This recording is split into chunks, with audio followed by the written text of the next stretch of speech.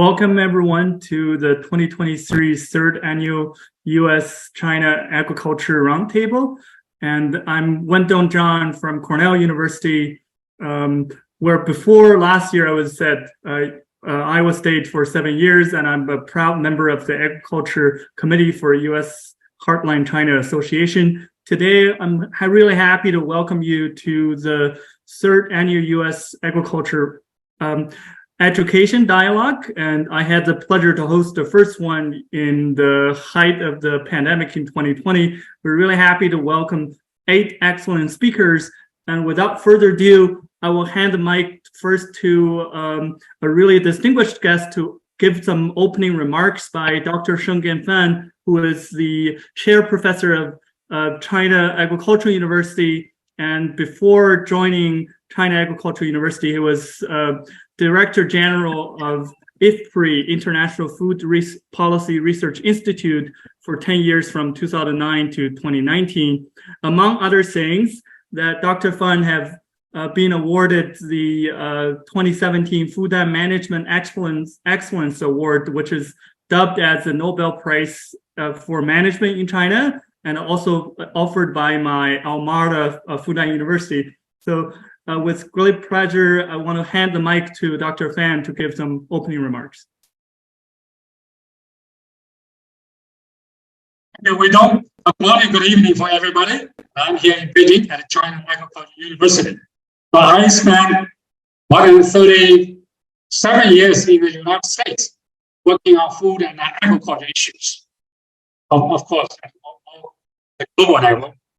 So I also got my PhD from the University of Minnesota. Now I'm here in Beijing. I've been here for 3 years. So I should say that I know both US and China sides very well. I do think China and the US should really strengthen its collaboration and to make sure that we can continue to work on trade, investment, research, and education. I see a great potential to strengthen collaboration in education. So I have another young student here at China Agricultural University who go to US to study. In the meantime, almost every month, every week, I receive letters from the United States of the students from US wanting to come here to China.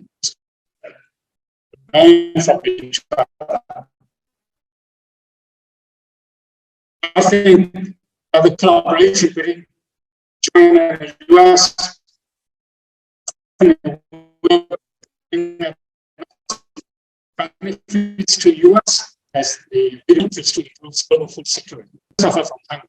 And even more, probably 3 billion people suffer from fetal hunger, the lack of micronutrients like iron, zinc, vitamin A, which means the people needs to eat more diverse foods. So the trade will be so critical to make sure that everybody has access to healthy and nutritious foods. So today I'm so happy to see that lots of young people, I think this dialogue very much zooming how youth can be engaged to improve this China and US collaboration in agriculture. I have seen some of the young business entrepreneurs like Xin and some of the young faculty members from Huazhong Agriculture University and beyond. And many of them are female. I'm very happy to see young and female participants of this dialogue. We know that youth play a huge role in the future, globally and here in China. In rural areas, the population is aging very fast. So there will be a lot of young people engaging in agriculture, but they will be very different from their parents. So the young agriculture workers will be more educated and have access to digital technologies, biotechnologies, access to markets, access to, let's say, other infrastructure. So today's farmers, the young farmers, will be very different. And this is the direction of our agriculture education here in China. So I spend enough time with my young colleagues here at the China Agricultural University to really engage with obviously our young students, young entrepreneurs, and let's say even young government officials. They needed to be empowered with knowledge, with skills, of course, with education. So with this, I want to thank the panelists. They will share with us their perspectives, and more importantly, to tell us how we can collaborate together to strengthen how young farmers can continue to produce good food sustainably and to prosper as a business, not just as way of life. Okay, with that, thank you, Widow. Thank you, Dr. Fan. I want to mention that Dr. Fan later actually will be greeting Brazil delegation along with the presidential visit to China. That showcase one of the key topics there will actually be agricultural collaboration between China and Brazil as well. That I also want to echo what Dr. Fan's remarks on the importance of bring forward the voices of youth, and we're really happy to have Nathaniel and Brendan joining us, sharing some of the perspective with us as well. And despite the political challenges in bilateral political relations, if you're looking at the polls, that the favorable views are actually highest among the youth. I think that's where we see the future. I'm really happy to introduce the first speaker, Dr. Olgar Bowden-Tiller, who is from a dean of agriculture at in College of Agriculture, Environment, and Nutrition Sciences from Tuskegee University. We are honoring Dr. George G.W. Carver, who used to be a graduate of Iowa State, where I worked for 7 years, and actually a faculty member at Tuskegee University. So I'm really happy to have Dr. Bowden-Tiller to address us and kick off this tonight's this morning's education dialogue. Dean Bowden-Tiller, you have the floor. Thank you. Thank you so very much. And it's quite a pleasure to be able to talk about getting more youth interested in agriculture. It certainly is a space that I definitely have a passion for. And just a little about myself, I attended Fort Valley State University in Georgia and went on to do my PhD at University of Missouri, Columbia, and later began my career at Tuskegee University, of course, one of the special places because of the work of George Washington Carver and others that followed him. But along the way, as you'll see from these small icons here, there were different things that were poured into me that started my trajectory into agriculture. They included my time as a youth in 4-H activities, as well as activities in FFA as a college student, and Future Homemakers of America, now termed FCCLA, and of course, Manners, which is Minorities in Agriculture, Natural Resources, and Related Sciences. And during my time at Missouri, I continued to work with the organization Manners and became the advisor for Manners, and am currently serving as the immediate past president, where I'm able to interact with youth and help grow their passion. In fact, I'm joining you while at the national conference this year, where we have 2,000 attendees. At the end of the day, the bottom line is that we have a challenge to feed the world by 2050. We know that we need to double the amount of food that we produce today in order to meet these demands. And for that to happen, it is going to take us all across the globe to do that. When we look at trends in global food demand and the number of individuals receiving advanced degrees, particularly in the plant science areas compared to those in biomedical and other areas, we see over here in the left panel, the number of yield tons per hectare for soybean, wheat, rice, and maize that we have had in terms of a rise in demand from 1970 into the late 2010s.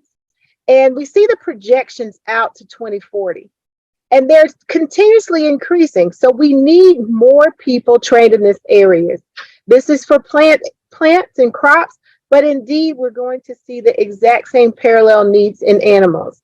When we look in the right panel, unfortunately what we see is flatlined increase in our flatline production of individuals with PhDs in both basic sciences, as indicated by the flat line from the early 2000s beyond 2010, and similarly for applied plant sciences. And we know that individuals exist because we have this increased population, and we know that people are excited about science because we also see a huge increase in the number of individuals pursuing degrees in biomedicine, but we don't see that in agriculture. And in order for us to feed the world, we have got to see that change. So when we explore and start to think about it, the reality is the young people are not only the future, they are also the present of agriculture. And we must dramatically and sustainably scale up agricultural production. In order to do that, we need our young people. We need their ingenuity, their entrepreneurship, and we need them as human capital. We have got to find a way to connect youth globally to opportunities in agriculture and to ensure that they're not only working in these fields, but that they are able to make a living and feed their families and have positive and well livelihoods. So, two great questions. What are some of the barriers to youth pursuing careers in food, agriculture, and natural resources and related areas? And what can we do in order to move this forward? How can we partner to address these barriers? And I'm very excited about this topic tonight because we will get a chance to discuss it in depth. A publication in 2022 from Frontiers in Public Health showed a paper indicated and entitled Youth's Unwillingness to Work in the Agriculture Sector. So let's explore that. It really boiled down to two things at the end of the day. Agriculture was perceived as being hard work and not being associated with prestige. And this resulted in rural to urban migration. Now, some of the barriers that contribute to this, of course, an aspiration for young people to find formal sector employment, and these are often found in urban areas associated with jobs with government and industry, which are not in rural spaces. Also, for those who may be interested in staying in farming and taking part in agriculture careers, and a huge barrier is a lack of access to inputs and land. We need improved policies, role models, and better support for farmers in regards to inputs and access to markets. We can't just think that this will happen without getting some type of role modeling and training. Also, pressure from parents to not pursue a hard life for children. So parents are telling their young people, you know, I'm doing agriculture. It's a hard way of life. You should go and try to get a different type of job. Oftentimes, these jobs take the young people away from the farm and rural areas. In addition to lack of access and inputs in land, this also contributes and is associated with the lack of credit, as well as negative perceptions around farming, and the perception of farming being something antiquated and unprofitable. In many countries, agriculture traditionally is about subsistence, just producing enough food that you can eat, and not really seen as a way to make a profit, to actually have a business beyond something very local. But in reality, when we look and think about engaging our growing youth populations, because indeed the growing demand for food is also a result of the increased number of individuals and other factors, The world is home to about 1.8 people between the ages of 10 and 24. And this number is expected to be 2 billion by 2050. 90% of young people live in either low or middle income countries. And so they're looking for ways to earn a living to provide an opportunity for them to have better livelihoods. Indeed, 71 million people around the world are unemployed, and 300 million are classified as the working poor. Nearly 25% of employed youth actually live on less than $1 per day. This is actually an opportunity for agriculture.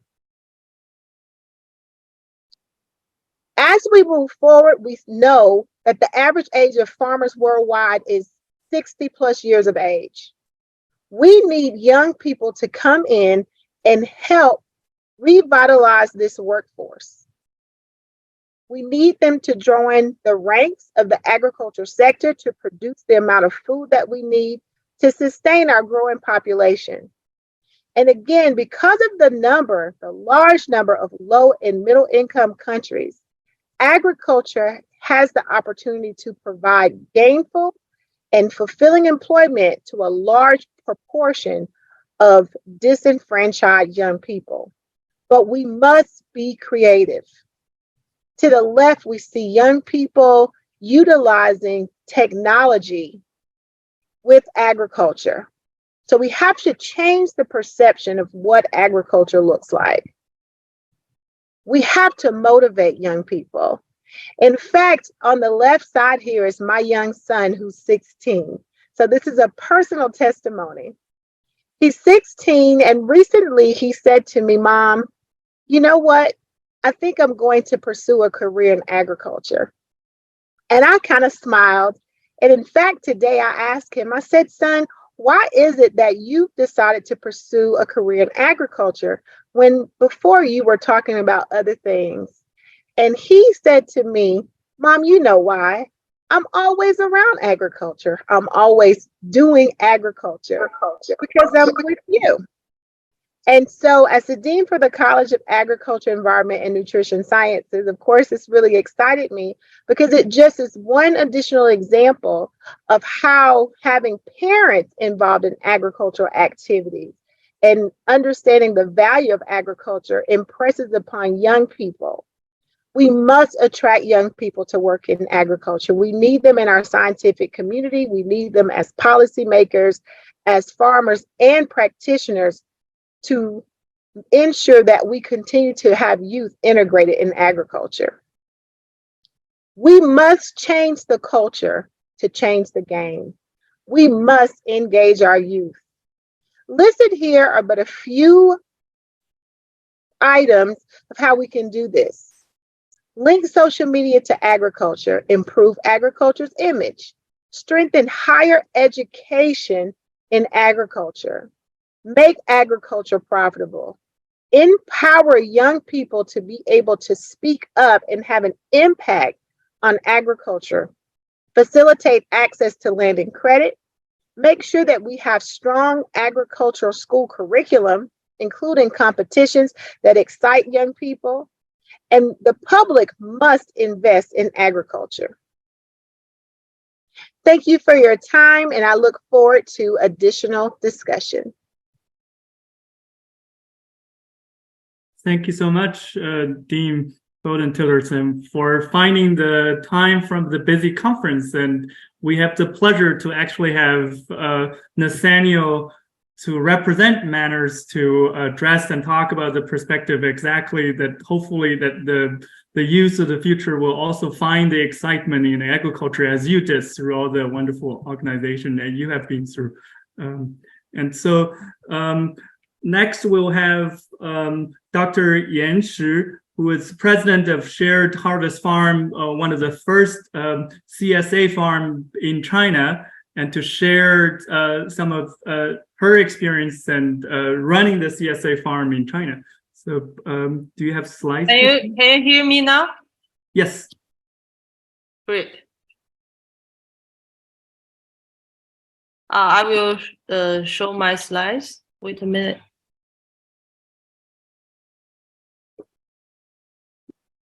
And for the audience, if you haven't noticed that on the bottom right, there's a globe sign that you can potentially select either English or Chinese to choose the language you want to hear from. Thank you. Good morning, everyone. I'm in Beijing, in rural Beijing now, and actually, I found this conference very familiar because I started my farm about 15 years ago, and at that time, I feel at that time we are starting to talk about how we can engage young people to join in agriculture. And at that time, I was about 26 years old, and now I'm 40 years old.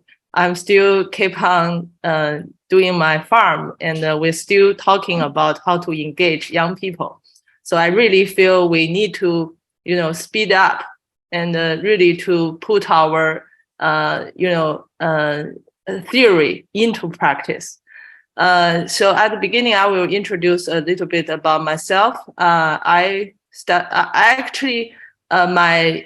undergraduate degree is agricultural economics. I have been studying from 2002. I entered into Hebei Agricultural University. At that time, until now, I studied agriculture for 20 years. And I have been running the farm. I have been running 2 different farms from 2008.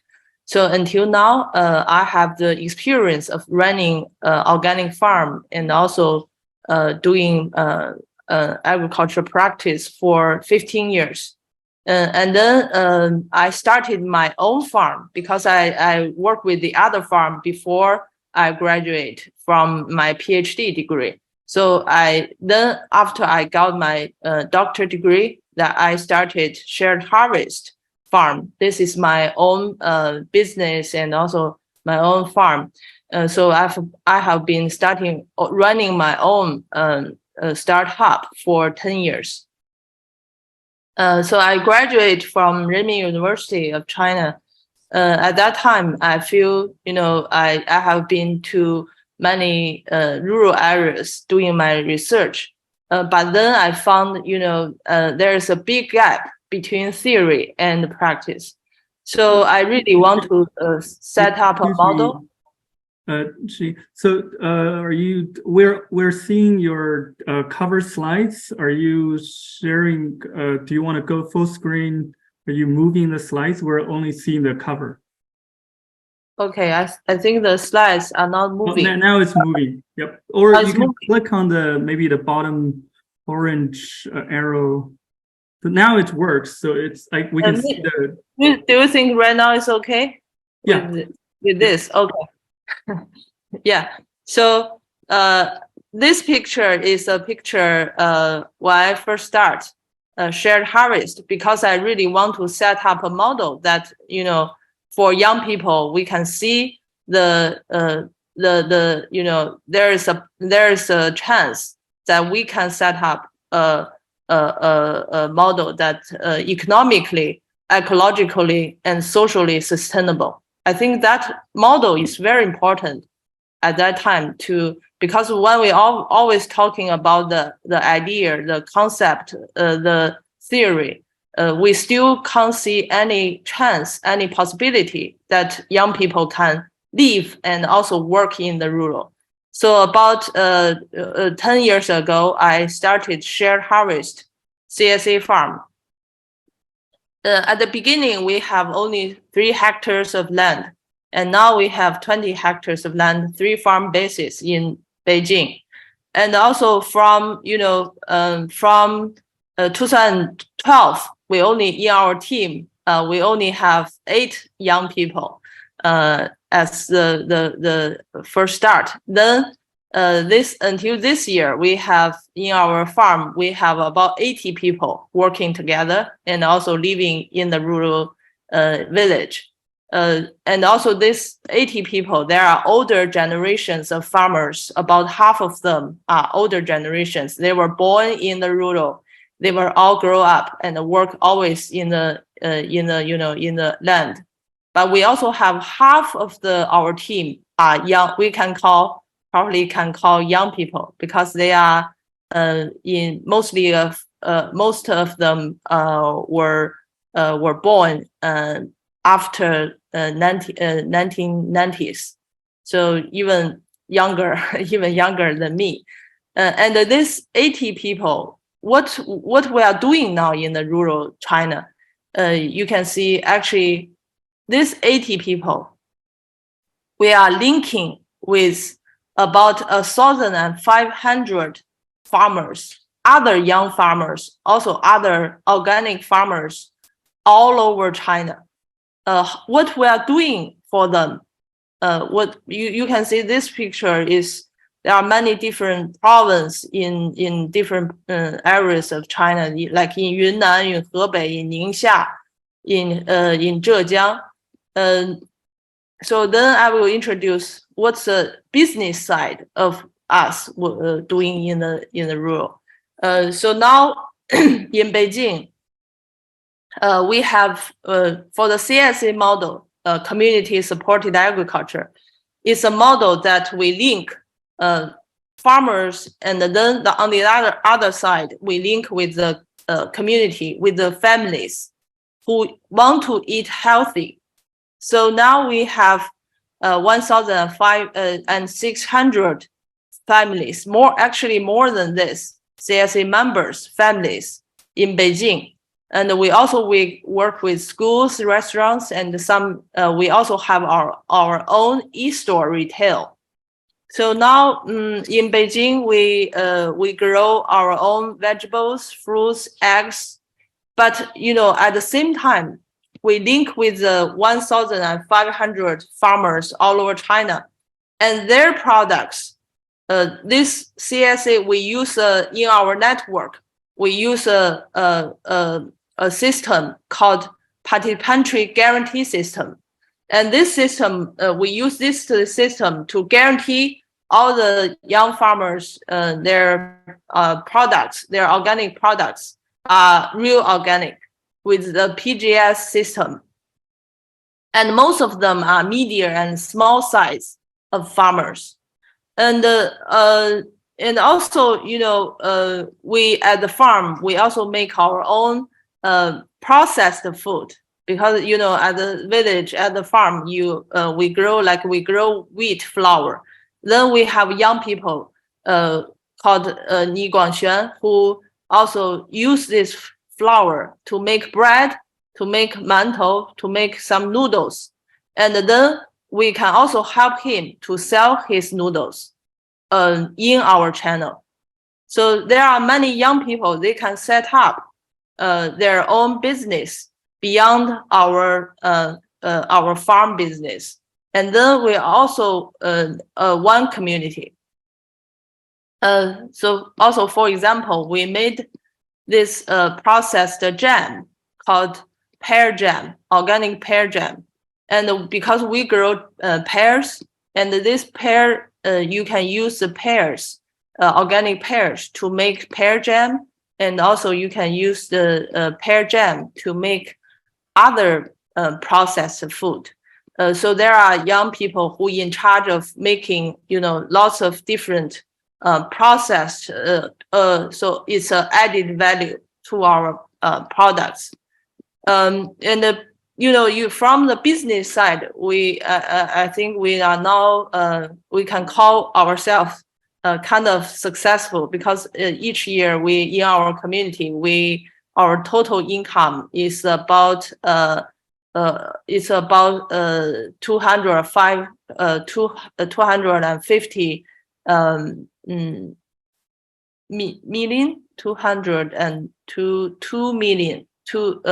2.5 million dollars total income in our total community.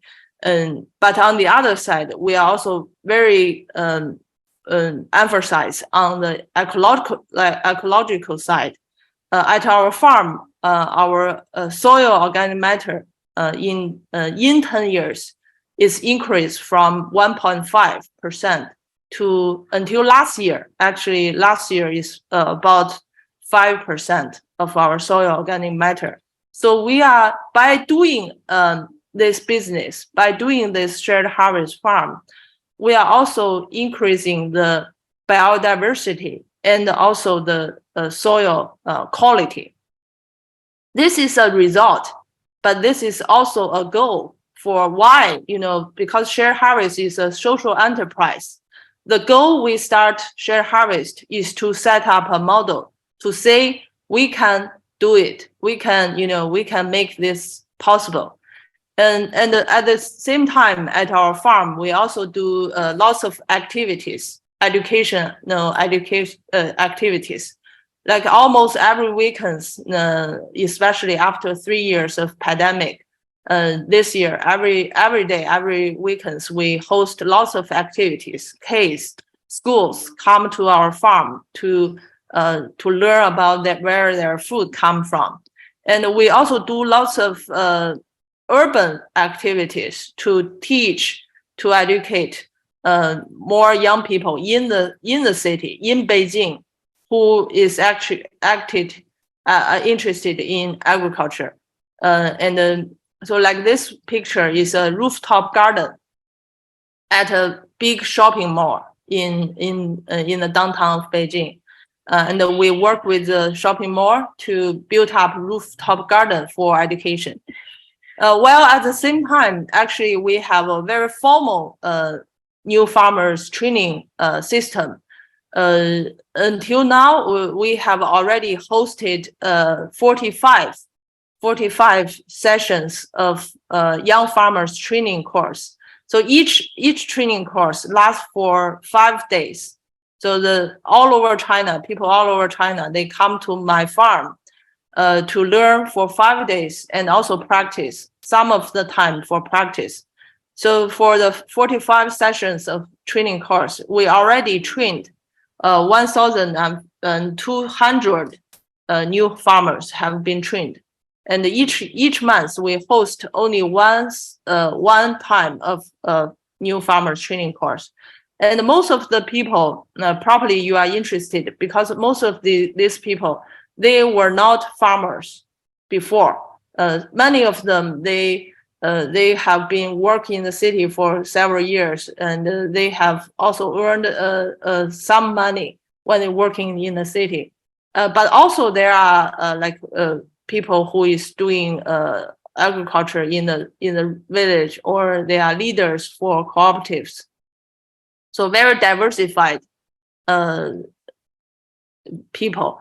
And then you are interested in how we can organize those, this, we can call it a movement, but also, this movement back to the movement is what kind of work we have been done for last 15 years. You can see this picture is we actually every year we hosting a national CSA conference.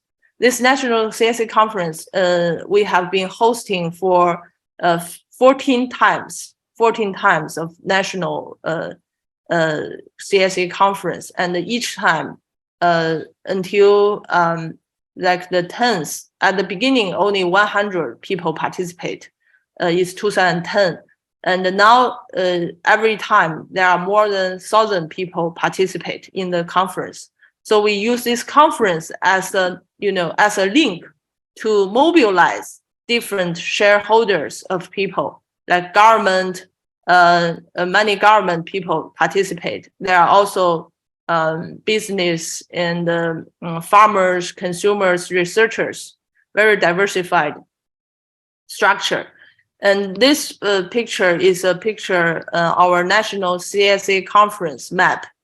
So in each different province, you can see there are many CSA farms, and also networks are located.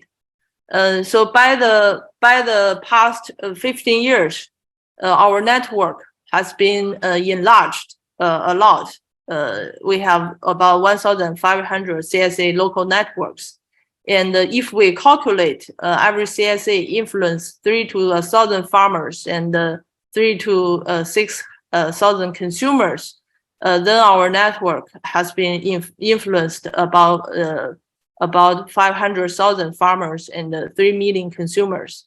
And so next 10 years, we are just have a new goal that we will have closer collaboration with each other. So each province will set up a provincial cooperative, provincial CSA cooperative. Then each provincial cooperatives will link together to make a national CSA cooperative. Then we will be from the supply chain to education, and also we will have more our own 2C to customer channels to set up to really empower more young people and more people to do organic and ecological agriculture. So as a conclusion, I think setting up a good example is important, and we can't talking about how to encourage young people, but we don't have any real support. And the second is we have noticed that change actually happened from bottom to medias, researchers, local policies, then to central policies, because we see this happened in last 15 years. And third one is, I think it's very important when we say, encourage young people, also education for young people for agriculture, is to mobilize different stakeholders, not only universities, not only, any formal institutions, but also, people who maybe they are work for the medias, or they maybe work in any companies, and they have a tension to support young people, or they want to participate. So we need to really mobilize different stakeholders. And the fourth one is, I think most importantly, is just like the formal speaker. I think agriculture is a culture, not only a business. So we need to enrich the culture itself. We really need to attract. The reason I think why we attract lots of young people to work with us is, they come to my farm to work is not to just to get a salary or to make money, but a lifestyle. And also they have their dream. We have to empower themselves to realize their own dream. But everyone has a dream. Our dream may have some similar part. So we can make that similar part together to happen. Then when this culture become attractive to young people, they must become, very, very, what they really, I think, especially right now, in China, we have the national strategy for rural revitalization. So I think because our central government has this policy, then our practice will become, even easier. And even, I feel the trend in China, and we really think it can be possible in the future. There will be more young people to come. Thank you. Great, thank you so much. Great to see the success and progress over the years. And for Dean Bowden-Tiller and other U.S. audience, if you notice one of the slides that has all the employees that essentially says the CSA and Yan's farm is trying to make agriculture a career that is envious and proud, that people can feel take pride in. So next we have Nate Atkins, who is a leader and representative from Manners, which is Minorities in Agriculture, Natural Resources, and Related Sciences, who is also a senior in agribusiness and food industry management at North Carolina A&T State University. So welcome, Nate. And so you are already, the Manners has already been advocated. And so we're really happy to have you to share the youth perspective. Thank you. Thank you. I am delighted to be a part of the conversation with you all around youth and ag. So it has been stated, excuse me, that I am representing Manners during the conversation. We are at our national conference in Atlanta, Georgia, and we have we've stated that we have over 100 chapters nationally within the United States, but it was just announced in our general opening session that we are now an international organization. So I look at Manners as the breeding society of the now and the future face of agriculture. And what I mean by that is we are a part of a society training the future of ag. Those individuals in this hotel tonight and will be here this weekend, are those individuals, those young individuals who are the now and the future of agriculture. So when I looked at the topic tonight, when Dr. Bernard, our national president, gave me this task, one thing that I did is I looked at not only the fact that I have a 13-year-old son who wanted nothing to do with agriculture, I looked at my story and how I ended up back in something that I grew up in that I wanted to run away from. Honestly, that is what happens with the majority of our young people. They start off in agriculture, a lot of them, and they run from it simply because, as Dr. Bolton Tiller talked about, it's hard work and no recognition. Little recognition when they look at what recognition really is. How do we change that? How do we change the culture and the face and the perspective of how agriculture is viewed by the younger generations? I looked at two words, education and exposure. We all know that everything starts with knowledge. Knowledge is the basis for all that we will ever gain in our lives. And a lot of young people, including that was me, we don't look at agriculture beyond what we see. It is a way to sustain life. That's all we see it as. We don't look at the greater picture that everything in this world begins and ends with agriculture. So there has to be formal and informal education with our youth in order to expose them to agriculture.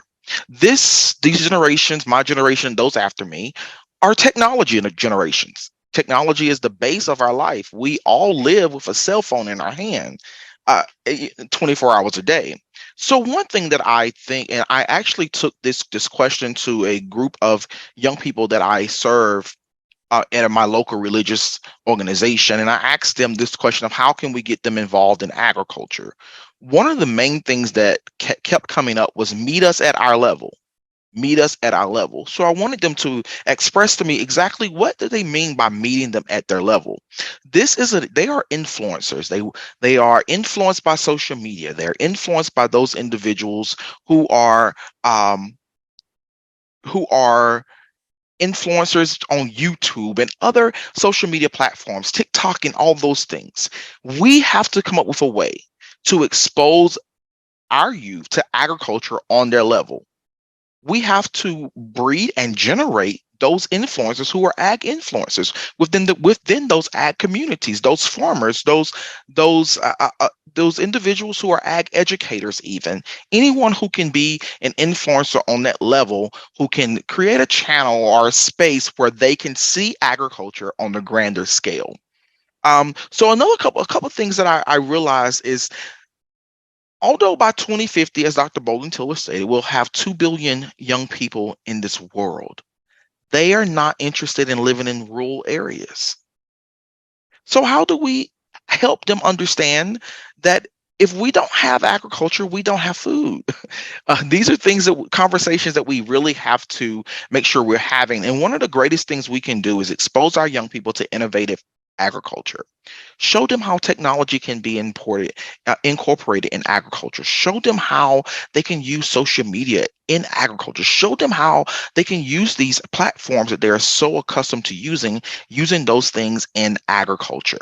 And as it has been stated, we must make sure that agriculture can provide a substantial living for all those who are a part of the culture.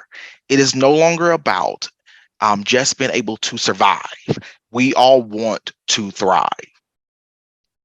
So part of my role outside of being a student at North Carolina A&T State University, I do serve as a student support specialist for the Department of Agribusiness, Applied Economics, and Agri-Science Education. And in that role, recruitment is one of the biggest things that I do. I go out to high schools and middle schools and I discuss agribusiness and ag econ and agri-science education with the future generations, those who are coming behind us. I met a young lady, 2020. I met a young lady at a function, and she was a fourth generation farmer, and she wanted nothing to do with agriculture. When I met her, we had the conversation as to why this was the case.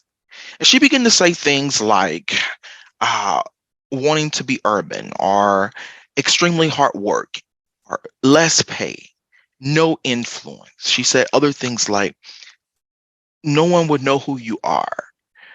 The things about just being able to sustain a family.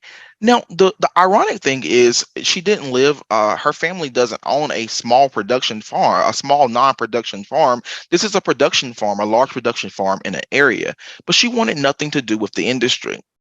Her ultimate goal when I met her and we had our conversation was come to A&T, major in fashion merchandising, and sell the farm once her parents passed it on to her. So in our conversation, we began to discuss how farming is more, or agriculture period is a legacy, and how it is important that you leave your mark on society. And how you can leave your mark on society by creating new crops. You can leave your mark on society by inventing new ways of irrigation. You can leave your mark on society by making sure that you're able to influence farm land preservation and conservation, sustainable land and sustainable agriculture in the industry. And we began to have this conversation. And after the conversation, she, of course, still was not sold. I'm not going to say I sold her on anything. I did not. So she entered into North Carolina A&T State University far from anything agriculture related and even fashion merchandising, to be honest. She came to North Carolina A&T State University as a political science major. So I happened to run into her at an event on campus and just caught up with her and wanted to talk to her about what she was doing and how she was doing. And in that conversation, we had a conversation about what her future looked like. And when we begin to talk about ag policy, we begin to talk about ag law, we begin to talk about different forms of agriculture and what it really is. And that although we really do have to discuss and to change and to solve our food problem, but we have to have laws and regulations in place for that as well. Then that began a conversation about, well, maybe I can actually do something agriculture related and tie in my political science. Absolutely, you can. That's another thing that we must do. We must become agents of interdisciplinary studies. We have to make sure that we're reaching across to those students who are not agriculture students, who have no agriculture background, who are not interested in agriculture, and bring them into our culture. Introduce them to a world that is larger than their hometown, that's larger than their state, or even their country. And that is important. Once we're able to reach across and grab those students and introduce them to agriculture, it begins to really sit on you heavy. I am the product of someone reaching out and saying, hey, Nate, let's talk about how you can incorporate what you want to do with agriculture. And that's how I ended up back where I am. Dr. Bolden Tiller talked about her son. Well, my 13-year-old has always told me that he would never work in agriculture. It was definitely not going to be his way of life. And as I began my studies with agribusiness and food industry management, of course, we do homework together. So he does his homework and I'm doing my homework. And in that time, we're sharing things and I'm talking to him about the struggles of dealing with ag econ and all those things that I deal with. But in those conversations, he began to really understand what it is that ag is. And because of that, he's now more interested in ag than I ever thought he would be. We must have these conversations with our young people. I really don't have any detailed knowledge to give outside of conversations, education, and exposure. Dr. Bolin Tiller also talked about education programs within our school systems.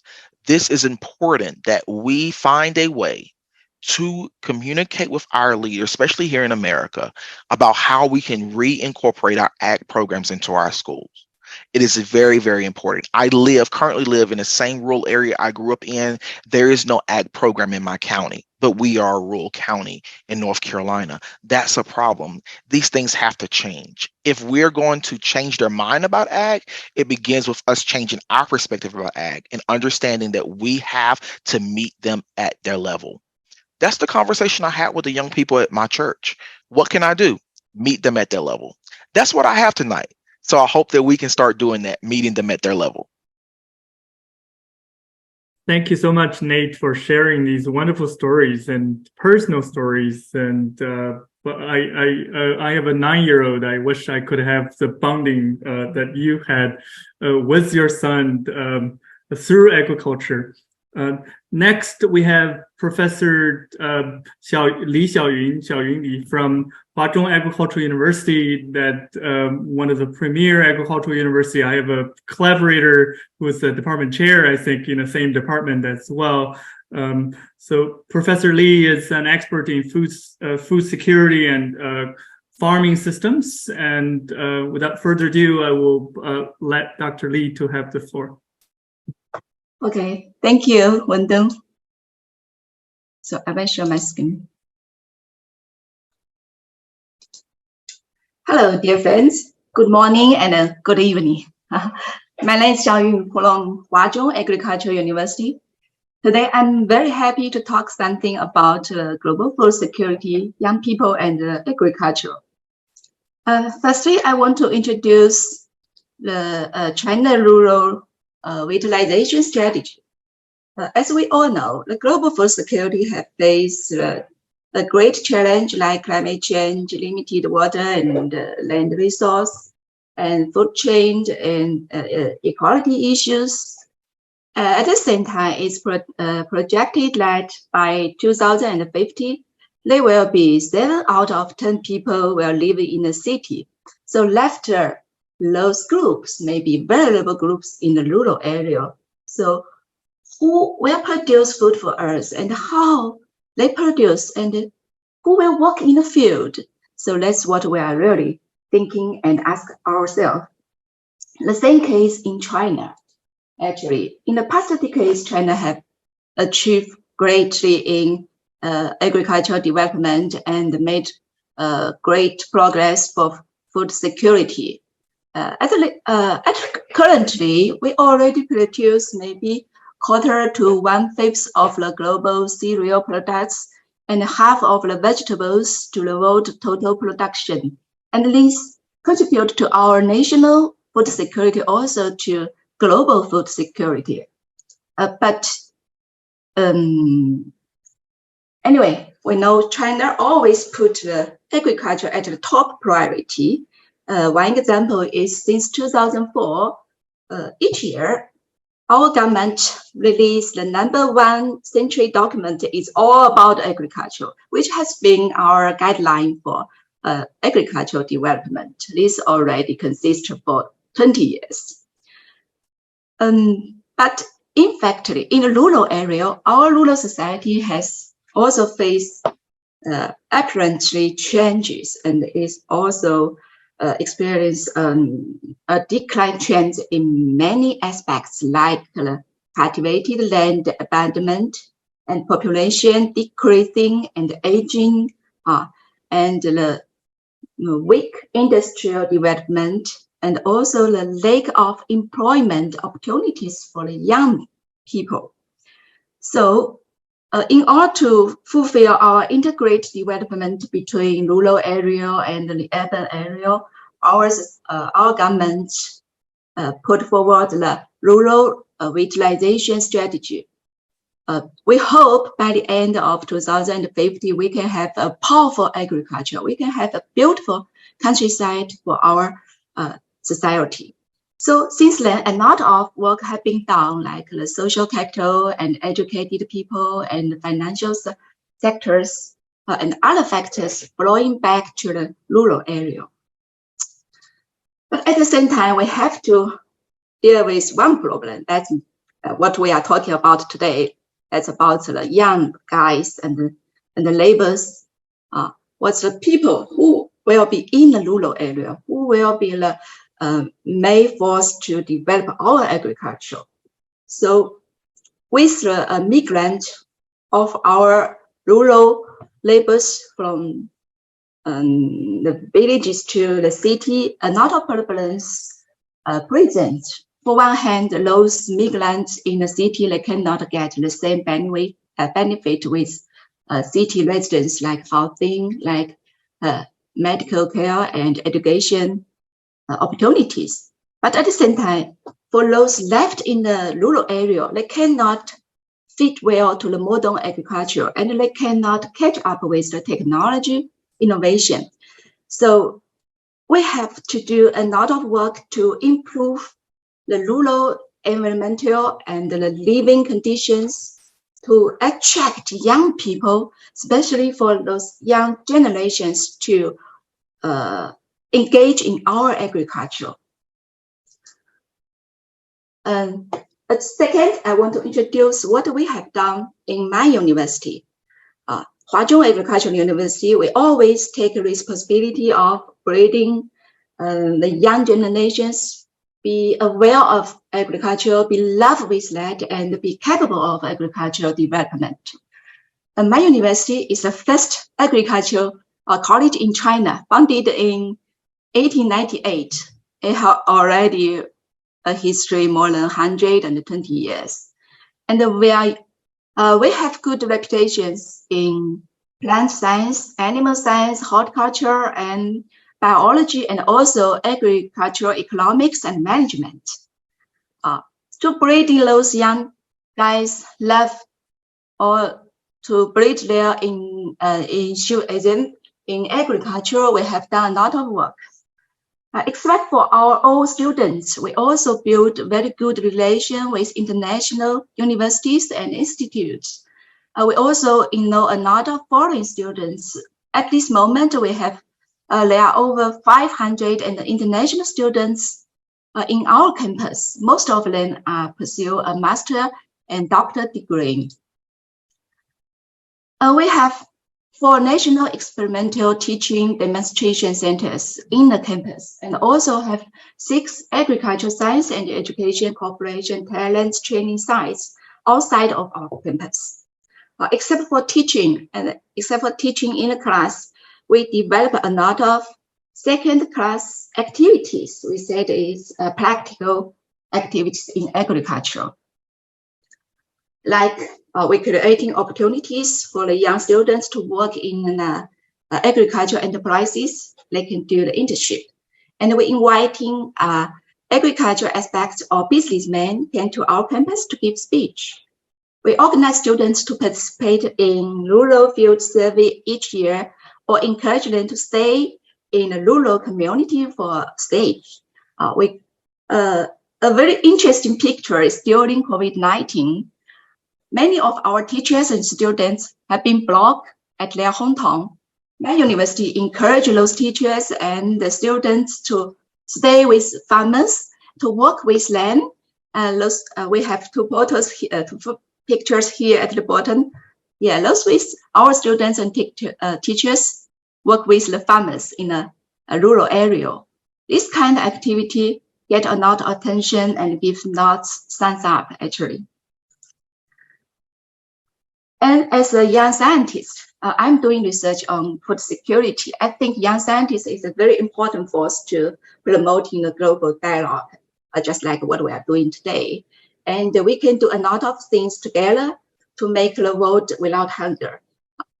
Firstly, because we are working at the university, so we are the leader of young students. We should try our best to give the young students to open their eyes to understand the agriculture, to let's know the relation between their daily life and the agriculture.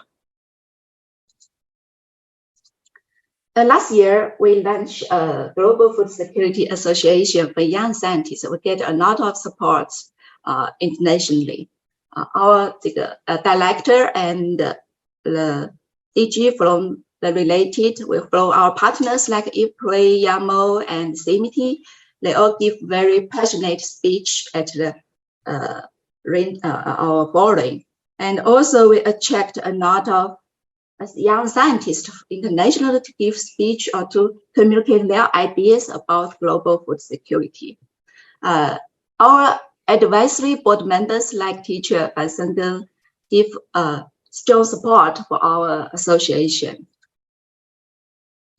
So as a member of Presidium of this association and on behalf of our association, we promise to do strictly to do something to improve the global food security, like we promote the information exchange and reduce promoting the transition of global food system, and also we provide the support to decision making, and we will work out of the office and to the field, and we will grow up consciously in the practice of all kinds of food security initiatives.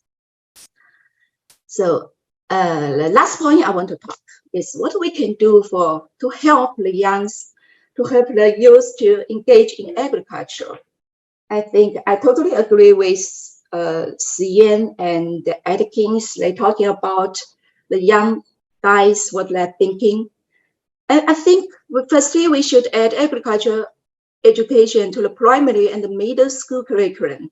I know there are some small gardens in the primary and the middle school in United States schools, but we also have some primary school or middle school have these programs, but we want to extend this kind of education at the primary stage for the young generation. And also we should link more social medias to agriculture to make the young generation to expose to those agriculture. And for those who already engage in agriculture, we think we should listen, give their more chance. We should listen more to what they are thinking and what they really need, and to help them, like we give their financial support and give their decision-making support, give their technological support. And of course, we should make agriculture more profitable. It's much easier to say than to make it realized. We all know that. We should try best to reduce the agricultural production cost and improve the productivity. So it's not easy to do, but we are trying and trying. And last but not least, we should promote digital and smart agriculture, because just when we make the agriculture, make the farming in the field more easy way, then the new generations want to take this kind of job. So we totally hope in the future we can have beautiful and make the farming working in a very comfortable way. Okay, that's all what I want to talk today. Thank you. Thank you so much for the perspective and the suggestions. So I want to remind you, if you have questions, you can type that in a Q&A box, and the speakers are wonderful that they share a lot of useful insights, and they're on time as well. So we're actually comfortably in the next segment, where we have 4 more speakers that led by the Dr. Marty Matlock from University of Arkansas, who is a professor of ecological engineering and executive director of University of Arkansas's Resilience Center. And among other things, that he's very active in policy world as well. He has served in the USHCA Science Advisory Committee for Agriculture, and also served as Secretary Wilsack's advisor and also served on USDA's Committee for the 21st Century. So without further ado, I want to give the floor to Dr. Matlock, and he also helped us making the connection with the indigenous group because he's also the chairman of the Cherokee Nation Environmental Protection Commission. So a man with many talents and wearing many hats. So Dr. Matlock. Min, go ahead. I think Dr. Bowden Taylor was going to ask a question. Okay, yeah, sorry. Yeah. I did not have a question. I was prepared for our Q&A before we started the next set of speakers. Yeah. I actually have a question because for Nate and Dr. Bowden Taylor, you were representing the US side, and for Dr. Lee still on there. I was wondering, Dr. Bowden, did you find anything interesting from the Chinese presenters that was kind of new and interesting to you? Well, I think what was very interesting and not surprising because I've had the opportunity to kind of look at this challenge globally.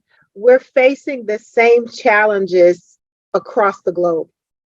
We're facing the same challenges. We're seeing young people leaving rural spaces, flocking to urban spaces, looking for jobs that are not considered hard work. And I'm excited about the conversation so that we can think about what are the solutions, be it in the Caribbean, in Asia, on the continent of Africa. We see the exact same challenges. And so very excited for some of the solutions that were presented by Dr. Lee. I saw that they were similar to some of the ones that I discussed on the US side that we've looked at to be effective, including engaging young people. One of the reasons why my son and others have become engaged in agriculture is because of the youth programs that we're engaging them in, and they actually get paid to participate so that we're linking payments to agriculture. And, you know, in the excitement about smart agriculture and precision agriculture, looking at incorporating things that excite young people around robotics, the Internet of Things, utilizing drones, things that they're utilizing and having fun with, showing them how they can actually incorporate those fun activities into solutions for agriculture. Right. Mm-hmm. Well, Yes. Wendell, if I may, I wonder if any professor from the Chinese side presenter, whether it's Dr. Lee or even Dr. Yao, do you have any interesting observation for the presentation from the US side?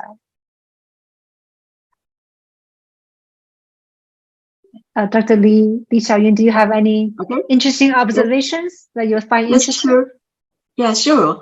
Yeah, I really get interesting about tell us that your son says that he's willing to engage in agriculture. So I think for those relevant, except for I know because I visit United States for several years, so I know there are small gardens in the campus. But except for this, what kind of curriculums in the primary and the high and middle school like related to agriculture in United States? So we talked a little bit about, or I did in my introduction about my background, including 4-H, FFA, FHA. Those are programs that are part of our extension network that reach young people. Oftentimes they are included as a part of the school, that regular academic school day, even though there's some activities that happen in the community. And so that's where either extension agents within a county or from the university come and do curricular activities during the academic day or even sometimes in the afternoons after school, so that it becomes a part of the learning. We also have a number of programs as a part of what we refer to as our 21st century programs. That's kind of like an after school program that also do something similar. Now, as young people get into middle school and high school, we do have ag education proper that is a part of it. And one other thing that's been very powerful that we've been able to incorporate with our science educators, ag educators, and others in our K-12 system is some resources that we refer to as ag in the classroom. And they're essentially modules that align with the curriculum. So if a teacher is teaching fluidics in like a physics class, then they can utilize something related to agriculture to talk about fluids in agriculture, in an agriculture setting, kind of linking those things. And so that's very, very powerful and exciting. And one way we've been able to introduce agriculture as a basic science, and so as a part of STEM, so that students can again start to think about STEM education, making money, and knowing that agriculture is STEM. Okay, impressive. Thank you, Dr. Taylor. You're welcome. Dr. John, Dr. Bolden Taylor, actually, PJ Haney, one of our members, owner of Arkansas Rice Mill. PJ's got a question. Please, PJ. Well, thank you. And I applaud all of the presenters who's presented so well. I am a 5th generation Black farmer here in the US. And I am a rare breed. The number of Black farmers we have here in the US is declining. And we hope that we can figure out ways to inspire all farmers to really look at agriculture, and really help support farmers and grow the future of agriculture, I meant to say. As Dr. Tillman said, it's hard to get young men and women to want to follow in our pursuits. The long hours, the low pay, but to take pride in what we do is very important. So I commend the U.S.-China Heartland Association for putting this roundtable together. And I applaud all the presenters, and I thank you for all the hard work that you're all doing. Thank you, PJ. Thank you for growing the rice so we have food to eat. I will mention, now I'll hand back the window and Dr. Maddie Marla. We have been trying to organize an agriculture delegation, including farmers like PJ and students maybe like Nate and educator like Dean Bolden Taylor, and then vice versa for the Chinese side to come visit. So we'd love to continue to stay in touch, because then Dr. Lee, maybe next time we can take you to a 4-H program. You can see how they are doing that program. So with that, I'll hand back to Dr. Zhang and Dr. Matlock. And thank you, PJ, for chiming in. Feel free to stay in the background. Great. So PJ, I want to mention that I'm part of upstate New York, that Cornell Cooperative Extension is actually thinking about using irrigated paddy rice, that is the Asian style paddy rice production in U.S. Northeast as one of the way to mitigate climate change, because a lot of the grounds in the U.S. Northeast is actually flooded, and rice production is one of the potential solutions to diversify the production system. And I also want to echo the comments by Dean Bolden Taylor that if you think about the trendy things, the drones, and even in China, there are high-rise hog buildings that employ a lot of sensors and newer, fancier technologies. I think that those are some of the things that also potentially encourage the younger generation to think about that they're as an engineer, that there's a way to potentially help be integrated into the agricultural production as well. And so next we actually welcome again the ecological engineer that on the panel, that is Dr. Matlock, to share the perspective and his insights regarding how do we encourage the youth to agriculture here in the U.S. and globally. Thank you, Wendong. I'm going to provide for you a little different perspective from my culture. I'm a member of the Cherokee Nation. So I'm going to share with you perhaps a perspective that's not common in China, and I would say not that common in the United States. First, I'll greet you in the language of our people, OCO, which is Cherokee for ni hao. So hello, and what a wonderful evening. We are land-based people. We've been on this continent for over 10,000 years. Before And in some 20 to 30,000 years, our ancestors left the Asian continent and crossed over to this continent. And we have been making this ecosystem productive for human prosperity for, well, at least in our traditions, 10,000 years in Eastern woodland tribes. Land-based prosperity defines our communities. We value family. We desire to stay together. One of the reasons Native Americans are typically not engaged in higher education, college, especially science, technology, engineering, and math, is because you have to leave home to get that education. And once you leave home and get that education, you can't go back because there are no jobs. So that rural depopulation is very much destroying, eroding the core of our culture, our communities, which are based upon extended families. We honor our elders. We walk the lands that our fathers and grandfathers and grandmothers walked. These lands are the lands that hold their bones. These are the lands that hold their stories. Even though we've been disrupted and disturbed and moved around this continent, we still value we value the land.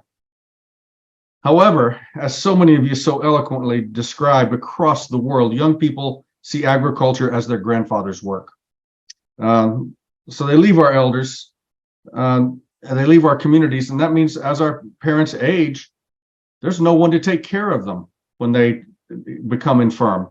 We don't have that extended family community that we have relied on for 10,000 years to create that cultural stability. This is an agricultural problem, this social challenge. Our communities get smaller. That means the quality of life in those communities continues to diminish. It's an escalating, cascading challenge. Dr. Bolden Tiller described these challenges so eloquently.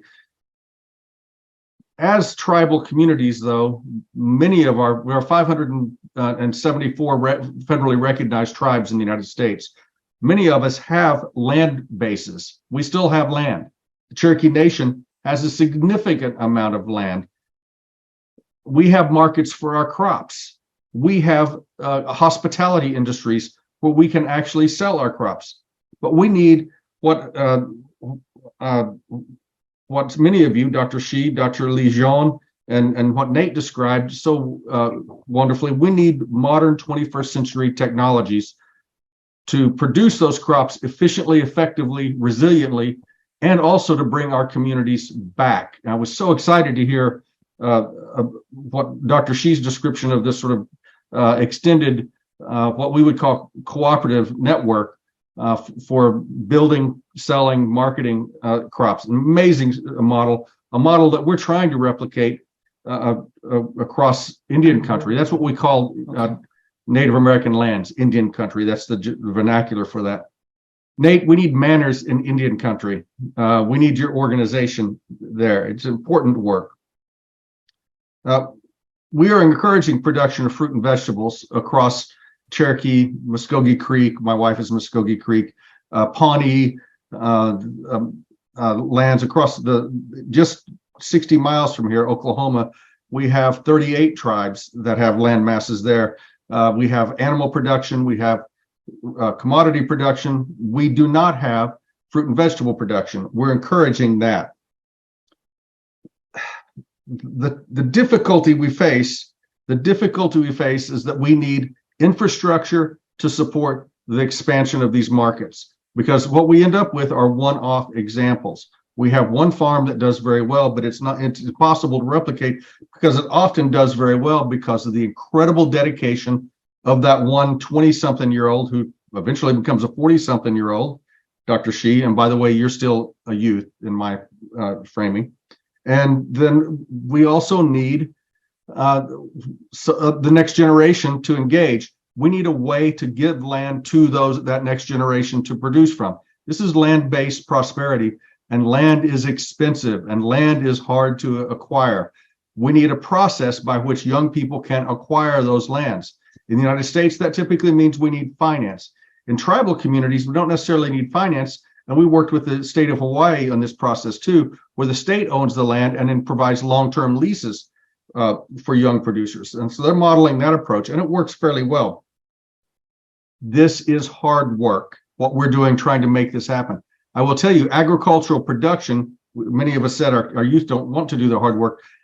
The joy of actually producing, succeeding in production can make you forget about the aching back and the sweat and the bug bites. It can be very rewarding, and the independence that brings of owning your own process, owning your own enterprise, and moving that enterprise forward is profound. It is often described as the American dream, but it's becoming very difficult to achieve. Dr. Bolden-Tiller, we have to have a better model in the United States. And I'm so excited to have this conversation with our cousins. We refer in Indian country, Native American tribes, we refer to all of our community as cousins because we are all related. And so I'm so excited to have this conversation with our cousins from China so that we can start to expand our framing for how we find success. Success isn't going to look the same in Alabama as it does in North Dakota, but there are going to be common elements in those models.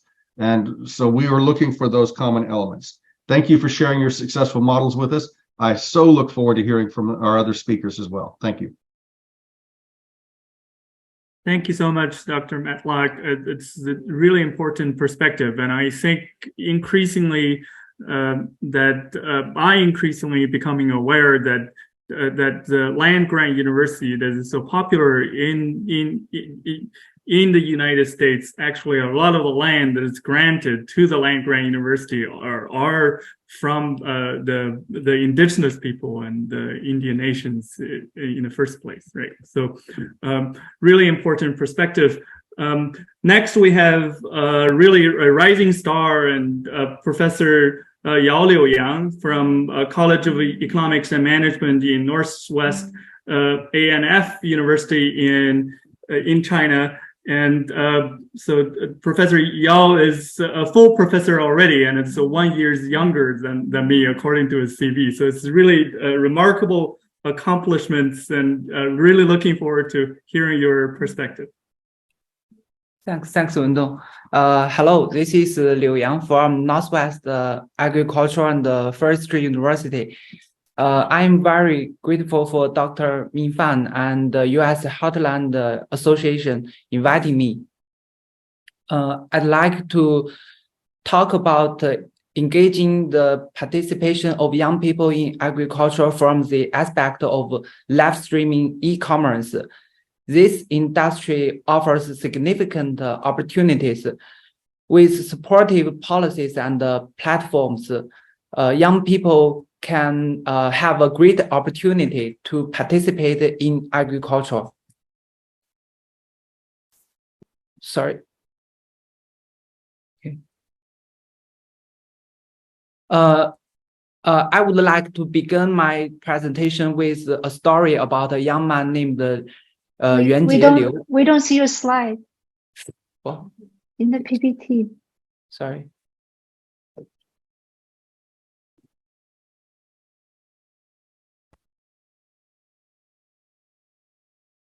Okay. I'd like to talk about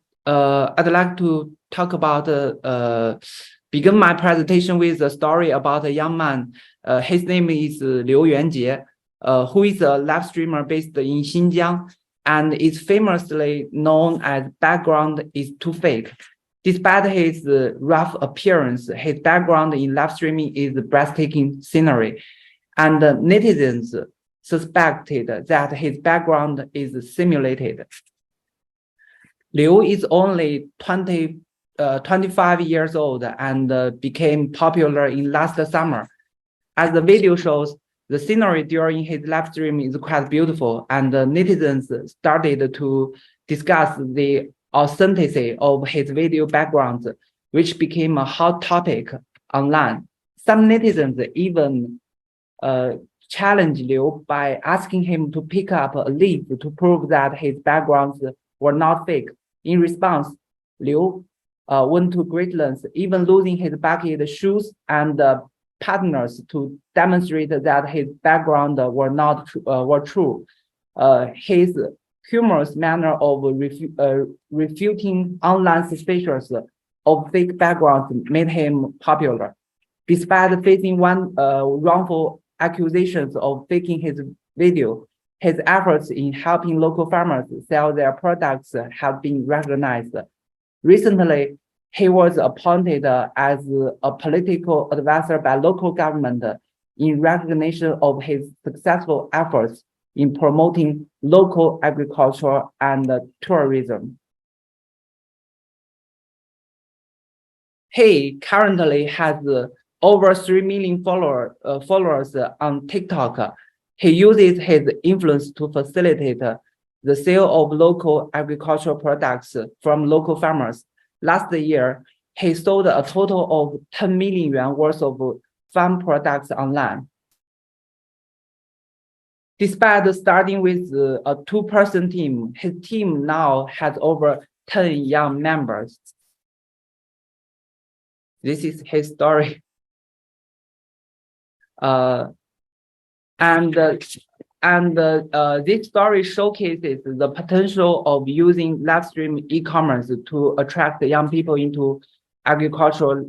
Live streaming could reduce information asymmetry at a low cost. Through live streaming, consumers can witness how the products are sourced, processed, and packaged. Authentic and immediate interaction between the anchor and the consumers help to build trust and reduce information asymmetry. As a result, consumers get a better understanding of the products. This increases market transparency and makes consumers more willing to buy. Live streaming is currently is creating opportunities particularly suitable for young people.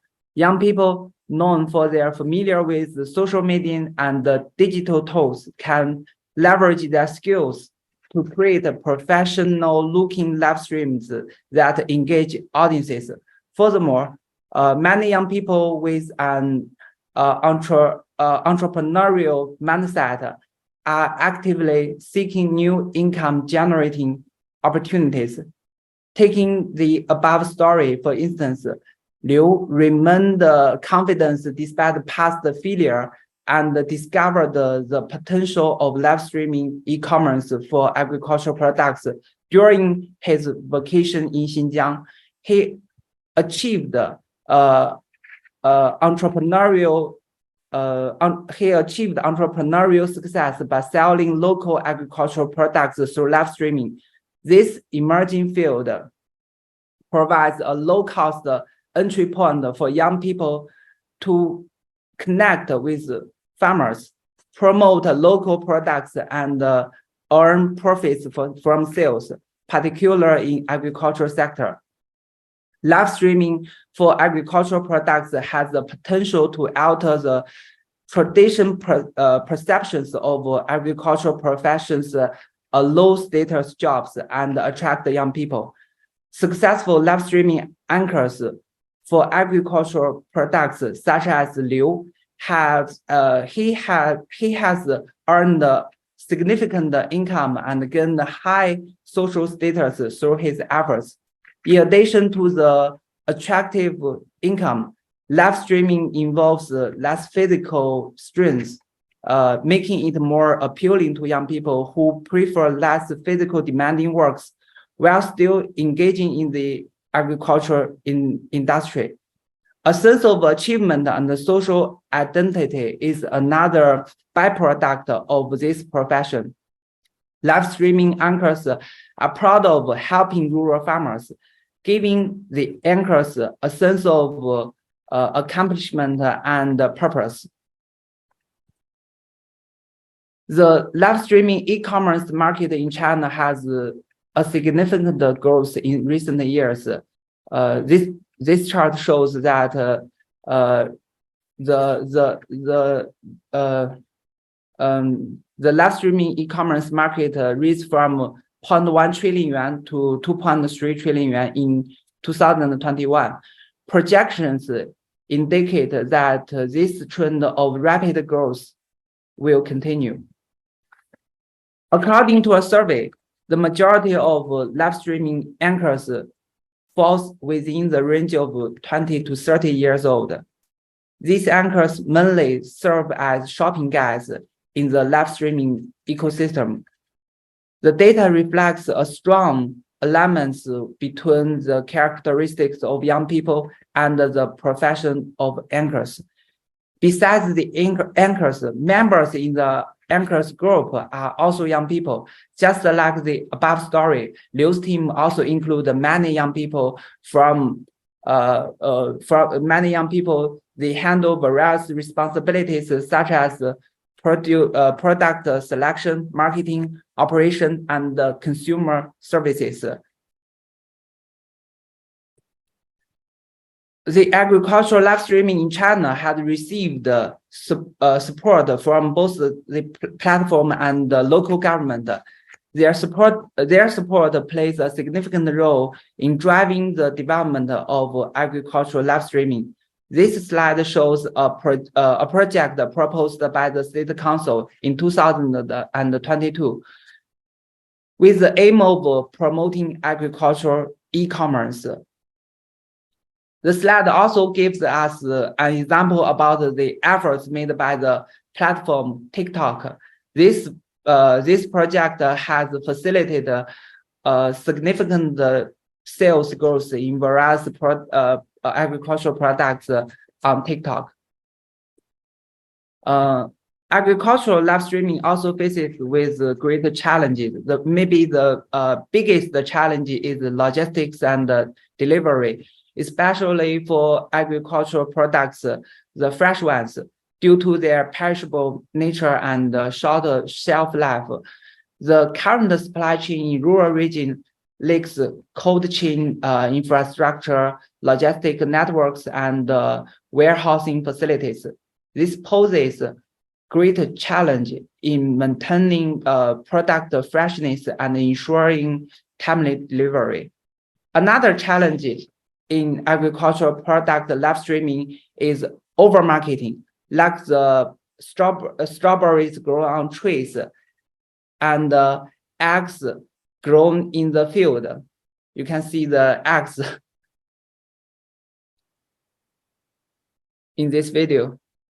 It's very and the numerous fruits on trees. This kind of false advertising would mislead the consumers and impact the purchase decisions. Young people in agricultural live streaming may have limited expertise in agriculture.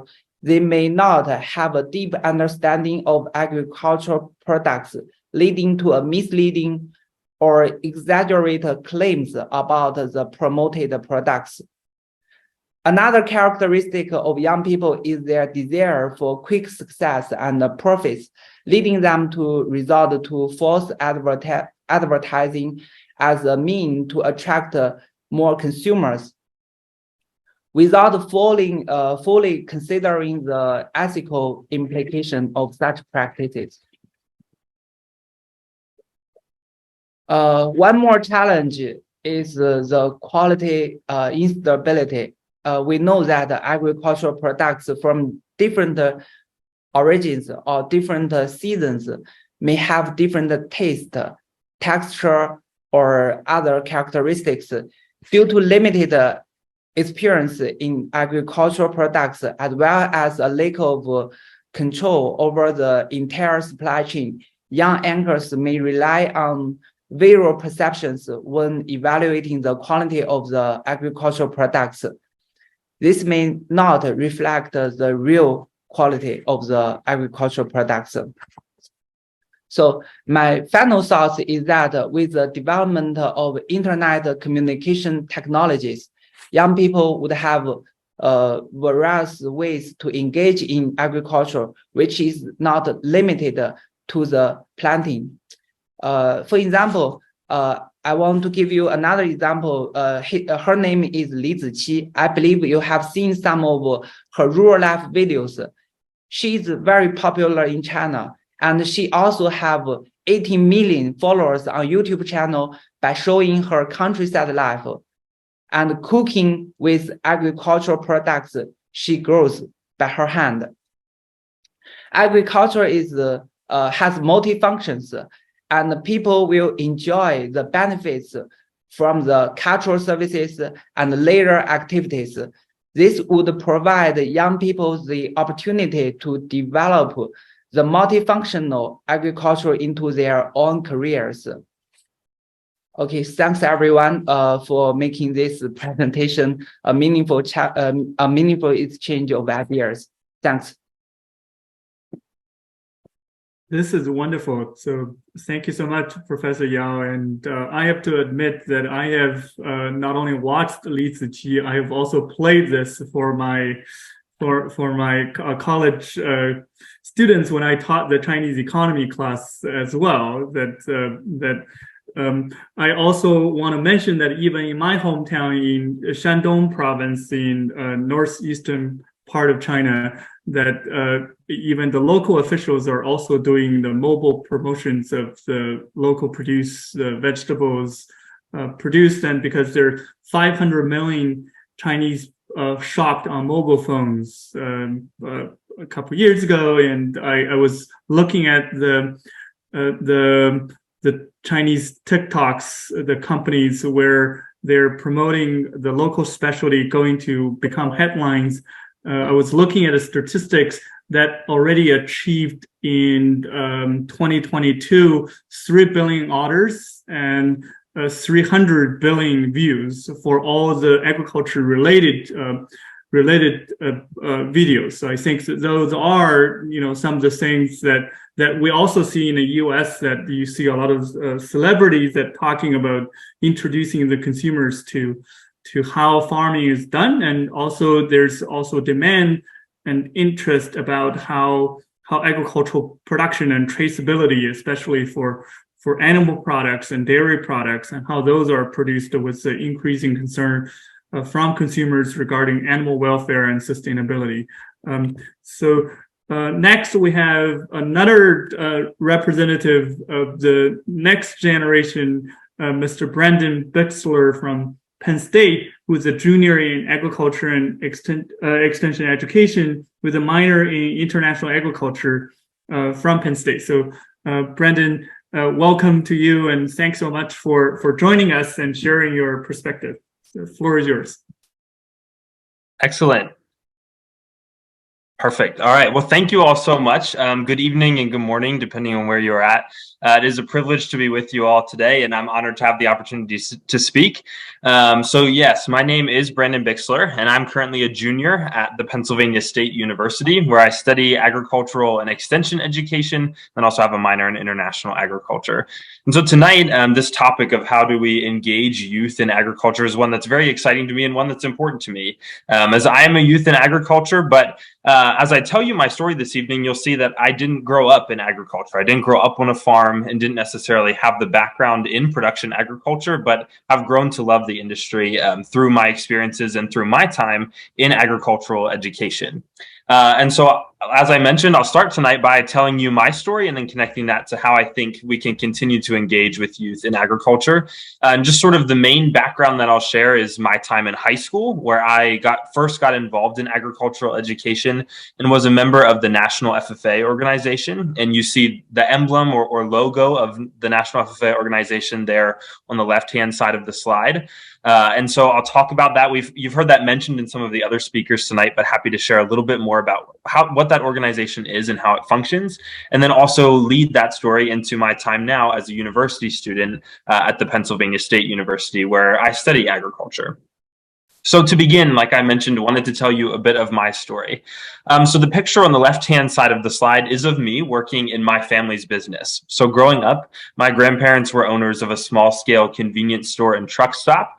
And, I worked there from the time I was 14 years of age throughout high school. When I graduated at 18 years old, there I am checking the coffee. I'm a lover of coffee, so that was always one of my favorite jobs, to prepare the coffee for those who would come into the store. So while I was involved in food service and serving food to the customers who came into the store, I didn't necessarily understand all of the pieces of the agricultural industry that needed to take place before it got to me and my role and working in my family's business. The other pictures here that you see on the slide are of me with the chapter officer team that gave leadership within the FFA organization in my high school. And then there's a picture of me working with some corn as part of a supervised agricultural experience project. And I'll be sharing more details about how all of those different components fit together to provide youth with agricultural education as we know it for high school students, high school and middle school students, I should add, within the United States. So to talk a bit more about this model, you see here what we call the three-component model of agricultural education, and I'll talk briefly about each of these components. The first one on the top in the blue circle, you see the little teacher icon there, and this represents classroom instruction. So this is where I would say everything starts and has its beginning. There's a teacher teaching agricultural science concepts and content in courses. So for example, in my high school, we had courses in plant science, animal science, food science, environmental science, agricultural business. In some high schools, there would be agricultural mechanics courses as well, where students would maybe practice welding or plumbing or electrical work, small engine maintenance. So a broad variety of courses that all connect to the agricultural industry. And so a student goes through those agricultural education courses, they're taught by their agricultural educator. And then moving from there into the second component in the red circle here, you see the farmer icon, and this represents the supervised agricultural experience component. And I mentioned there was a picture of me working with corn. That was one of my supervised agricultural experience projects. And the idea with these projects is that students are able to take what they've learned in the classroom and apply it in a project that is of interest and is meaningful to them. And I'll provide some more examples of projects that I did. But again, this is just a way for a student to have a hands-on application of the concepts that they're learning in the classroom in an area of agriculture that they get to pick. The teacher supervises this project, but it's ultimately led by the student. And the third component in the purple circle, again, you see that FFA emblem that represents the National FFA Organization, which is a youth leadership organization for students who have an interest in agricultural education. So when a student is taking agricultural education courses, they're able to be involved in FFA. And so the students will get together and do a variety of different activities, all of them connected to leadership. A lot of times this involves public speaking. And so being comfortable presenting yourself and advocating for agriculture as a student. And you develop a lot of those transferable and what we might call soft skills that you can take with you as you move into a future career. And in the middle of my slide here, you see the star that's in the middle of all three of these components. And the three-component model of agricultural education that you see outlined, it truly works best when all three of these pieces are integrated and the student is able to experience all three: the classroom instruction, the supervised agricultural experience project, and being involved in growing their leadership abilities in the FFA organization. Just one piece to add, the FFA organization, that originally stood for the Future Farmers of America, and the FFA acronym. Right today, the organization is just known by that three-letter acronym, as we recognize that maybe not all students will go on to be farmers exactly, but there's a broad variety of careers in the agricultural industry that they can pursue.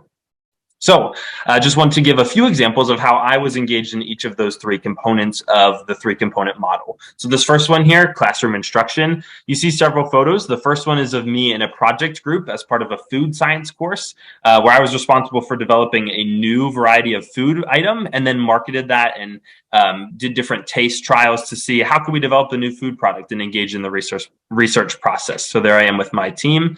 That middle photo is of a field trip that I took. There I am with several students in a class, and we were visiting a horse race facility in Kentucky. So we'd gone on a field trip to a different state as part of a travel that we took, and it aligned with what we were learning in the animal science course. And then last but not least, the picture on the right-hand side is it was taken in our greenhouse that my high school had, and I was in charge of these petunias here that we were growing. A lot of these would be used in a plant sale that we would sell to community members, many of them integrated in a hanging basket as well that would be used for decoration. This slide here is more examples of my supervised agricultural experience projects. The first picture on the left-hand side, you see me watering plants in my garden at home. So I had a small plot of land that I would tend to. You can see some of the corn growing in the background, the very taller plants. Those were ultimately what then produced those ears of corn that I was working with in the picture on an earlier slide. The photo in the middle, you can see as a bird's nest. Those are baby robins that had recently hatched from their eggs. You see one blue egg left in there, I believe, that had yet to hatch. But one of my other projects that was a separate interest of mine was that I monitored different animal nests nearby my house. So I would take photos of the bird nests and monitor them as the birds would hatch and watch them until they would fledge and ultimately leave the nest. And I would record data and sort of do research on that as I monitored these different nests and different species of birds. And then the last photo there on the right-hand side is of me gaining experience as an educator. So as I neared my senior year of high school and was thinking about what options I wanted to pursue in university education, I was considering becoming an agricultural educator myself, which is the path that I'm currently on. And I was blessed to have some experience working with younger students at my high school, teaching a lesson myself and gaining experience as a teacher. The final piece to the 3-component model here is involvement in the National FFA organization. So in this picture where I'm holding the certificate, there I am with my agricultural educator, and she made a big impact in my life. And I would say that she's ultimately the reason that I chose to pursue a career as a teacher. This certificate that I'm holding represents, it's the senior year degree that you can earn in FFA. So it represents a lot of hours spent on those supervised agricultural experience projects. It represents my involvement as an officer and leader of my peers within the high school. And so it's sort of a culmination and represents the work that had been put in throughout several years. These other pictures show me at different events with FFA. The photo in the middle is of me with my state officer team. So after I graduated high school, I ended up taking a gap year before starting school at university, where I worked with these 6 other people, and we represented FFA at the state level. So we traveled across Pennsylvania, visited different schools, met with legislators and industry representatives, and advocated for why agriculture and agricultural education are important. And I have another picture of that here on this slide of my team during the signing of the Pennsylvania Farm Bill in 2019. And this was a piece of legislation that allocated a lot of different funding and resources for the entire agricultural industry in the state. And my state officer team, the 7 of us youths, got to be there behind the table for the signing of this important piece of legislation that was really a key piece of history for Pennsylvania agriculture. And I just wanted to uplift this really as an example of what it can look like when youth are involved and engaged in agriculture. And it was meaningful for me as a leader in agriculture, as a youth, to be involved in this important process. So that was a little bit about my story and hopefully a good overview of how we integrate and implement agricultural education in the United States. And so now looking forward, just want to talk about why it's important and why it matters. There's a number of different estimates out there on the total proportion of youth that there are around the world, but in some of the most recent research that I looked at from the United Nations, about if you look at 25 sort of as the cutoff, so I'm 21 years old, I'm sort of nearing that end of youth, I guess, but they say that 42% of the global population is below 25 years of age. So not quite half, but a sizable proportion of the population can be considered youth if we look at this under 25 metric, and there'll be a number of different benchmarks that we could use to break that up. But youth are important. They make up a large proportion of the population. And so for that very reason alone, if not even for any other reason, it's important to engage youth in agriculture, because we can't ignore 42% of the population and expect to have an inclusive and an industry that engages everyone. And so we've talked about this before tonight. Many of the previous speakers have mentioned it. So I hope this appears to be a recurring theme of the global implications of agriculture, and that we need to provide for the food, fiber, and natural resource needs of people all across the world. And so for me as a student, I think about how do we do that well from the plant side of agriculture, from the animal side of agriculture, and where do I fit in as a student and as a scholar? And lots of us are coming from academic backgrounds. So how do we integrate all of these pieces and be successful? And I had a chance to travel globally now that I'm a university student, and just wanted to speak briefly. I had a chance this past May to travel to Nepal. And while I was there, I got to experience some Nepalese agriculture. So you can see here, I was working with the crew that I went with in a rice field as one of the terraces. And you can see a picture of the larger hill there with the different fields. So got to experience agriculture in an international setting, and also did some research in schools. And so you can see here, me and my fellow researcher, we were going into schools and conducting interviews with educators, science teachers, but also got to interact with the students as well, which was a special opportunity. So to highlight this and apply it and think about how can we engage youth in agriculture, I have 3 main points that I would like to discuss, and those are advocacy, support, and connections. And with my time remaining, I'll just go into detail in each of those 3 ways of how do we engage youth in agriculture now that we know it's important and understand the structure. In terms of advocacy, I believe that youth can be some of the most effective advocates for the agricultural industry that we have out there. We've heard a lot about youth telling their story and telling the story of agriculture through social media engagement and connecting that way. And I think that's an incredibly important piece to this puzzle. I also think just making sure that youth are advocates when we share the challenges that we face in agriculture. How do we do this sustainably in a way that stewards our environmental resources in the ways that they need to be? When we see increasing food prices and we see people who are food insecure and maybe don't have what they need to eat or can't get it at an affordable price at many places around the world, how can we engage youth to tell that story and help them be part of the solutions, as they'll be the ones who will inherit the world and these challenges moving forward? Another thing I wanted to highlight, the concept of urbanization has come up several times tonight, and it is hard that many youth want to stay in the cities. They don't want to be engaging in these rural areas, and just by nature there's a large concentration of individuals in these urban centers. But I think something important to keep in mind is that there are lots of opportunities for innovation even in urban spaces for agriculture. In the United States, that often looks like hydroponics or vertical integration of farms where we're growing food and plants maybe without soil. It's not traditional. It doesn't necessarily look like the large fields that we're accustomed to in more rural areas. And yet there's many incredible opportunities for engaging youth in these settings as well. The second piece is support. And when I think about support, I think about what are we doing to bring along the next generation with us and engage them? What are we doing to give youth a seat at the table to let them know that there's space for them in the agricultural industry and that they can innovate and be successful if they choose to work in this career field?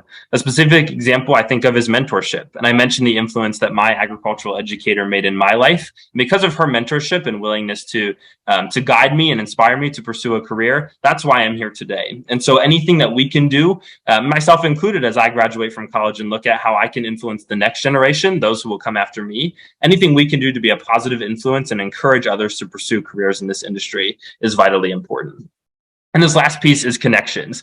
And I think this is maybe epitomized by what we're doing this evening of, connecting globally. There's so many different obstacles that could come up to preventing these conversations like we're having this evening, but yet we're doing the work of engaging in these conversations and looking at, the challenges that we face. We face many of the same challenges even across the world and across the globe. So anything we can do to strengthen those connections, ensure that the obstacles we're working together to overcome them, especially from a global lens and an international context, I think that's incredibly important. And so that's where I'll end this evening. Again, I just want to say thank you for this opportunity to present. I hope that the overview of agricultural education and sharing some of my own story was helpful. And I'll be happy to answer any questions during our designated question and answer time. But again, thank you so much for having me. It's been a privilege. Thank you so much, Brandon. It's amazing that you have eloquently talked so many things and being so positive. And as an educator with a formal extension appointment, it's great to see young people like yourself interested in pursuing a career, thinking of not only about influencing the industry and through your own efforts, but also thinking about how do we educate the next generation of leaders. And I also want to remind people that this year is where the U.S. will hopefully draft the farm bill. So that's where the advocacy is actually particularly salient. And as Brandon mentioned, that this is also a global, the theme of the U.S.-China Agriculture Roundtable this year is actually rise to the challenge to global food security. And I also want to mention that, for example, that China is also sending extension agents to Africa. So it's thinking about how the efforts from China and then from other countries can also help lift and people out of poverty in the global south and improving agricultural productivity as well. So really, thank you so much for your perspective, and I'm sure that people have many questions for your experience and for your insights. I'm really happy to welcome our last speaker and the final speaker, Dr. Junxia Zeng from Chinese Academy of Social Sciences, Institute of Rural Development. Prior to working at China Academy of Social Sciences, she was managing a very influential survey at Peking University, the China Health and Retirement Longitudinal Survey, was also dubbed as Charles. She has been working in rural development for many years, and really welcome you to the roundtable, and glad to hear your insights.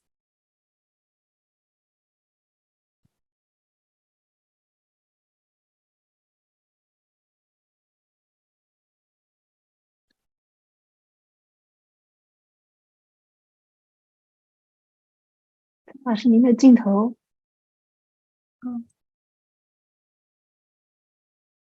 可以吗？现在可以了。OK。可以，您要全屏，对。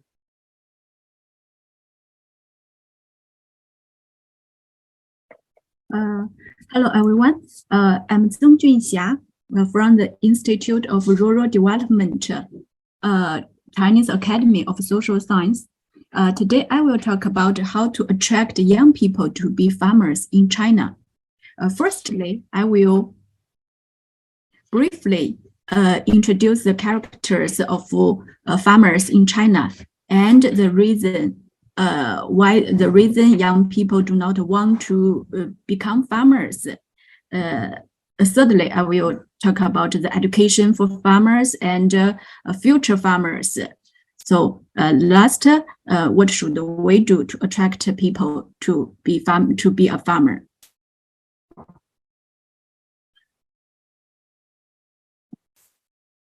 Okay, let's look at the Chinese character.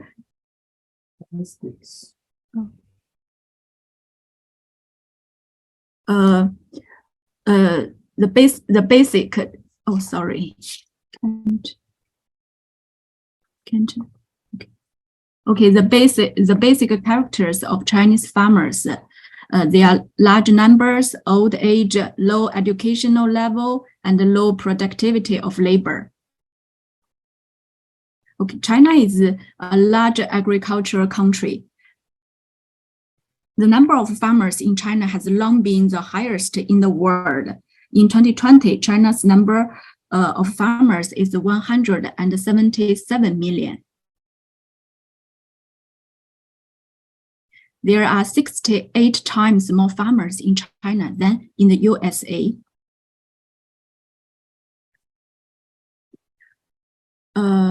Also, China faces the problem of the aging farmers. The average age of China's agricultural labor force is increasing by around 0.8 years per year.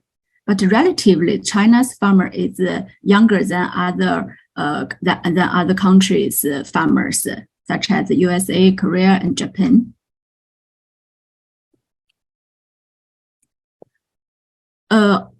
But unfortunately, over 90% of China's farmers are just with the junior high school education or below. That means 9 out of 10 farmers have only just a junior high school education or level. And this is significantly different with other countries. So we can see some agriculture powerhouses farmers are more educated than China. Also, the gap in agriculture labor productivity between Chinese farmers and farmers in the world's agriculture powerhouses is also very large. So what's the reason young people don't want to be a farmer in China? Because 95% of Chinese farmers are just smallholders, and the big income cap and also the gap in public services and in structures.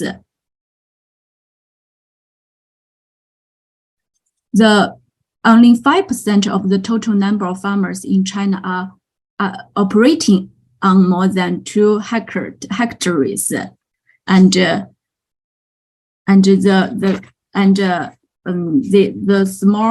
small area can't support the farmers to get more income from the land. And also, urban people earns 2.5 times more than the rural people, live in more comfortable in cities and have more job opportunities and better occupation for themselves and their children. we all know that education is treated as the most important factor that affects income. So what should we do to the education for farmers and the future farmers? Let's look at the education for farmers. Oh, sorry, I used the wrong. Oh, sorry, I used the wrong slides. Let me change the right one. 弄错了，弄错了。错了吧？ Would you please give me just 1 minute? Sorry. Yeah, it's okay.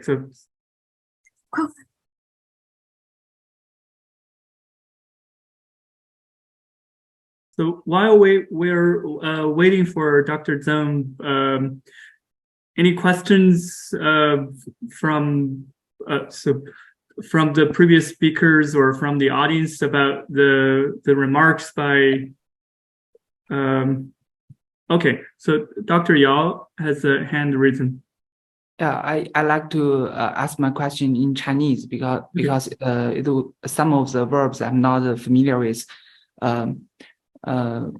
我的问题是，其实我听了前面的报告者的一些想法，我认为就是在中国，很多的年轻人他们是有这种田园情怀的，他们非常向往所谓的田园风光，因为在中国的文化里面有很多的唐诗宋词，还有很多的这样的一些歌曲去歌颂我们的乡村生活、田园生活，所以呢，就是对于中国的从中国的文化里面培养出来的这些年轻人，他们都有一些乡土情节，都希望到农村去看一看，这也为中国的农业的这种多功能的发展提供了一些机会。但是不知道就是像在美国的这样的一些环境下，在美国的这个文化中有没有类似的这样的一些内容？ Dr. Matlock, maybe you can share on the cultural side of the American agriculture and rural America. I would say that the answer is yes. That we have, and we see some of that represented by Brandon, by Nate, and by others. What we don't have is access to the land for them. They may aspire to it, but the mechanism to get to production level land is very difficult.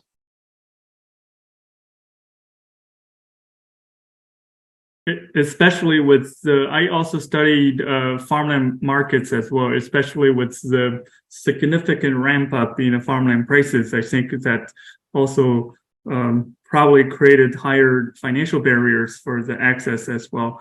To add on the cultural side, I think we didn't mention, but in the US, there's also another unique rural and agricultural community, which is the Amish and Mennonite community, which are deeply cultural and religious, that they still practice a lot of the practice, that from northern Germany and for hundreds of years, that they are different factions.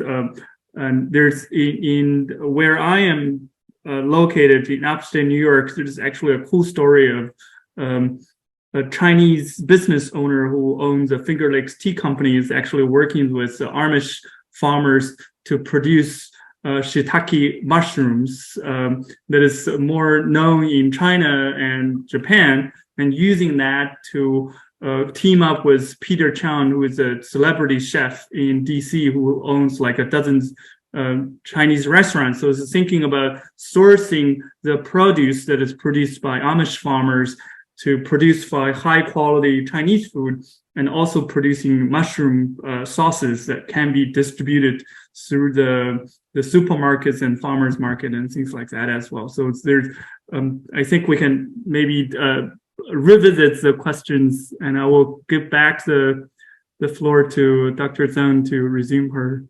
presentation. Okay, thank you, everyone. I'm so sorry. Okay, that's the question. What's the role of education for farmers and future farmers in face of 177 million farmers, and most of them are just with the junior middle school level and below, and 56 average years, and the low average labor productivity.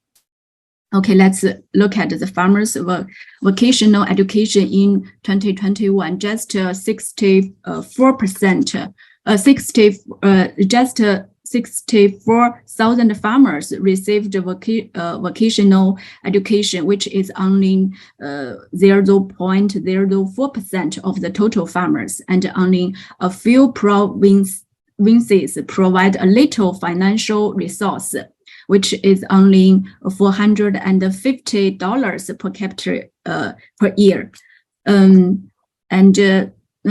How about the farmers' vocational training in 2021?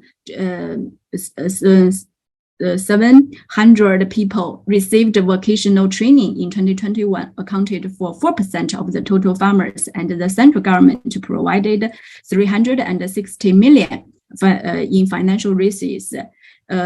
So we can see the numbers, the percent of farmers receiving vocational education and training is low, and also most of the vocational training and education is provided by the government. There is a lack of market. New farmers don't want to learn. No, just a survey shows that 70% of farmers want to get a vocational education, but due to the schools are far away, and the cost, there are more theory lessons, less practical lessons, less useful lessons, and too many people, for about 500 or more in one class. So the costs for farmer to getting a vocational education are higher than the benefits. That's why they don't want to get the vocational agriculture education. Okay, let's look at the education for future farmers. For example, the college students. Each year, from the enrollment point of view, their scores are only half of the scores of ordinary universities, which shows that their school performance is not good. For example, in Jiangsu province, they just get 200 points to get to enroll in agriculture vocational colleges, but the January school is point is usually over 400. And China puts more emphasis on January education and invests less than half as much in vocational education, and even less in agricultural vocational education. There are about 300 million students graduate from agriculture colleges, but only 20% of them work in rural areas.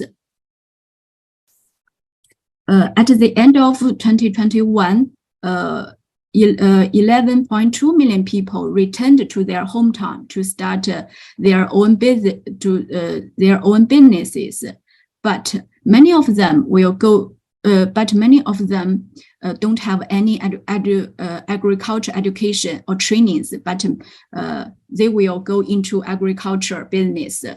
A study shows that 95% of them remain lost at the preliminary period. And the children, some of the presenters already mentioned that and children don't like agriculture education, and it's the same in China. parents always told, if you don't study hard, go home and be a farmer. So what should we do to attract young people to farming? Besides the land reform, rural infrastructure development, and development of country economies that we often mention, what can agriculture education do?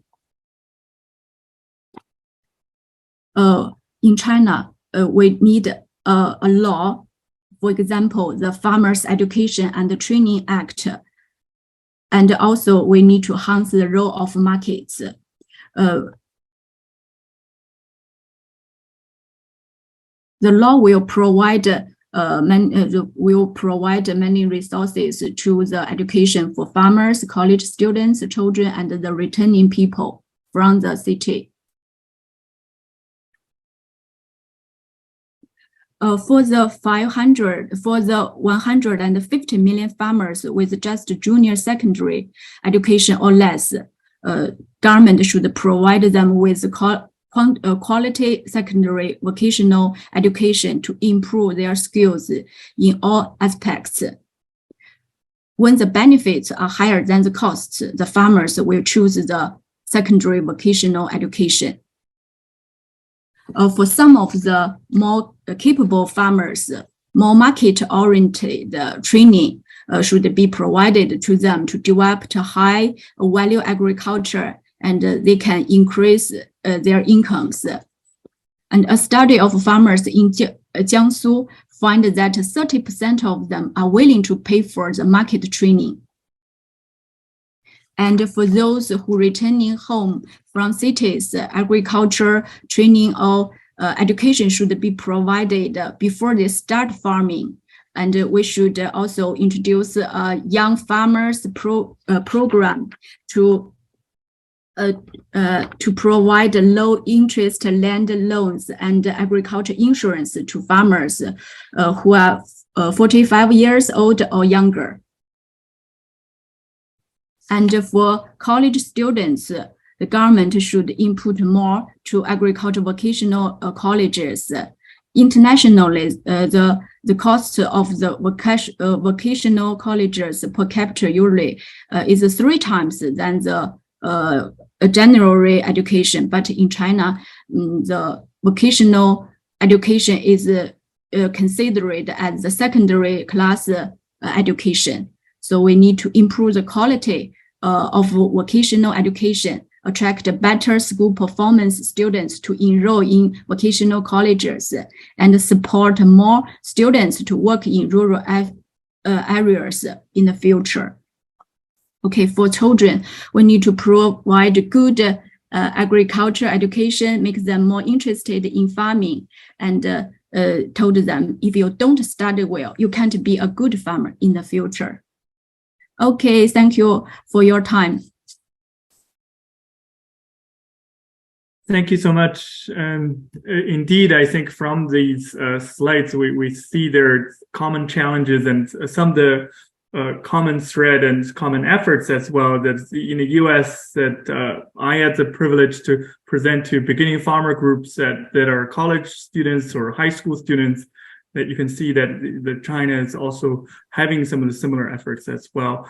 I want to give a round of applause to all of the 8 wonderful speakers tonight, and then I think we still have 17, 18 minutes for questions from the audience, from the panelists. And so I would, if you're still present, I encourage all the speakers to turn back on your video, and so we can see and thank you.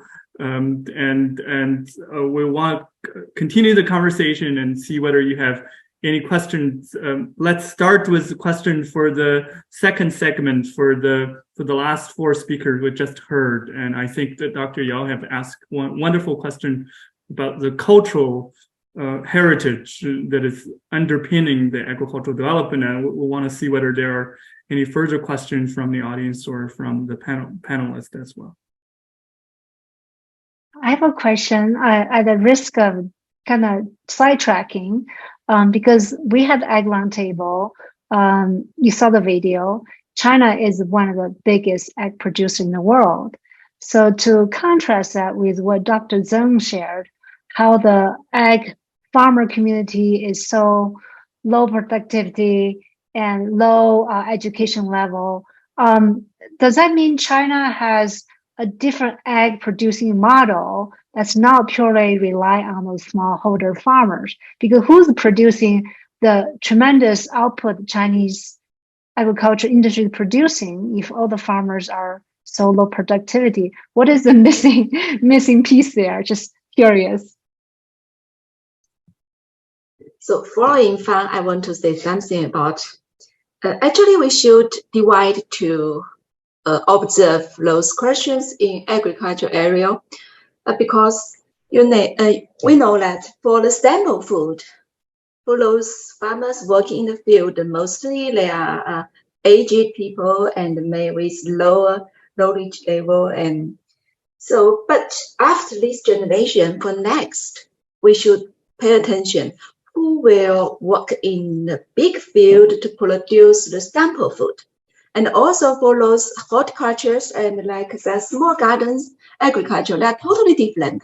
I think not of the young generation they involved firstly to the agriculture, maybe they pay more attention to this field because they are high profit, the profit may be, yeah, check this kind of young guys to back to agriculture. But we should have, different angles to think of this problem.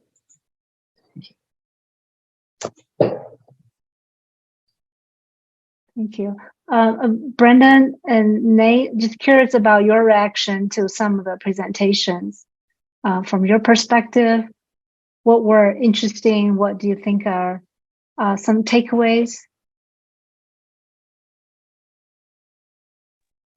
So I did find it interesting that the issues are the same globally. We are facing the same issues, and a lot of the solutions are the same. So that leads me to understand that this is not a U.S. issue; it's a global issue, with the global solutions being the same. And so this is definitely, in my eyes, a great way to start the conversation about how we can fix this globally, because our ideas were almost exactly the same. So we are definitely onto something here. So that was my takeaway. Thank you. Yeah, I echo Nate's thoughts there. I think I found it fascinating to hear some of the perspective and just an overview of agricultural universities in China, because I know, I'm a student at a land-grant university here in the United States, and it sounds like there's a lot of similarities and yet a slight differences in the way things are structured as well. So I really enjoyed hearing, just the general overview of the ag universities and how things work there as well. I also enjoyed the discussion about the CSA. I know that was in our earlier set of speakers, but I found that very fascinating. It was interesting. The Amish population was mentioned as well in discussion. And my hometown is called Lancaster, Pennsylvania. And we often like to think of ourselves as the Amish capital of the world, I would say. That's a large proportion of the population in my home community. And those are often tend to be much smaller farms, people who have a culture of engaging in agricultural production. And yet it's sort of a shift away from large scale operations like we often think of it in modern agriculture. So all that to say, a lot of things fascinated me. So I'm mentioning a lot of different things, but I found it fascinating to hear discussion about CSA and the way agricultural production is structured in China, at least in that one specific example. It seems like a very large CSA compared to a lot of the CSAs that I interact with in my home community in Pennsylvania in the United States. But all that to say, I enjoyed hearing a little bit of everything. I learned a lot this evening. So yeah. So unfortunately, our speaker, Shi Yan, who talked about the CSA, has to leave for another meeting. But according to Wikipedia, she actually, after went to Renmin University of China and worked at a farm in Minnesota. So that's where she looked at how agricultural production is done in the U.S. and also thinking about what are some of the things that potentially can be worked in China. I think she founded the first CSA farm probably earlier in 2011, and the shared harvest one is actually the second and become larger and larger, right? So so I'm also wondering whether, so Dr. Yao asked some questions. I'm also wondering whether maybe Dr. Zhang and Dr. Li has any questions or reactions to what you heard tonight, and any questions especially for the US panelists.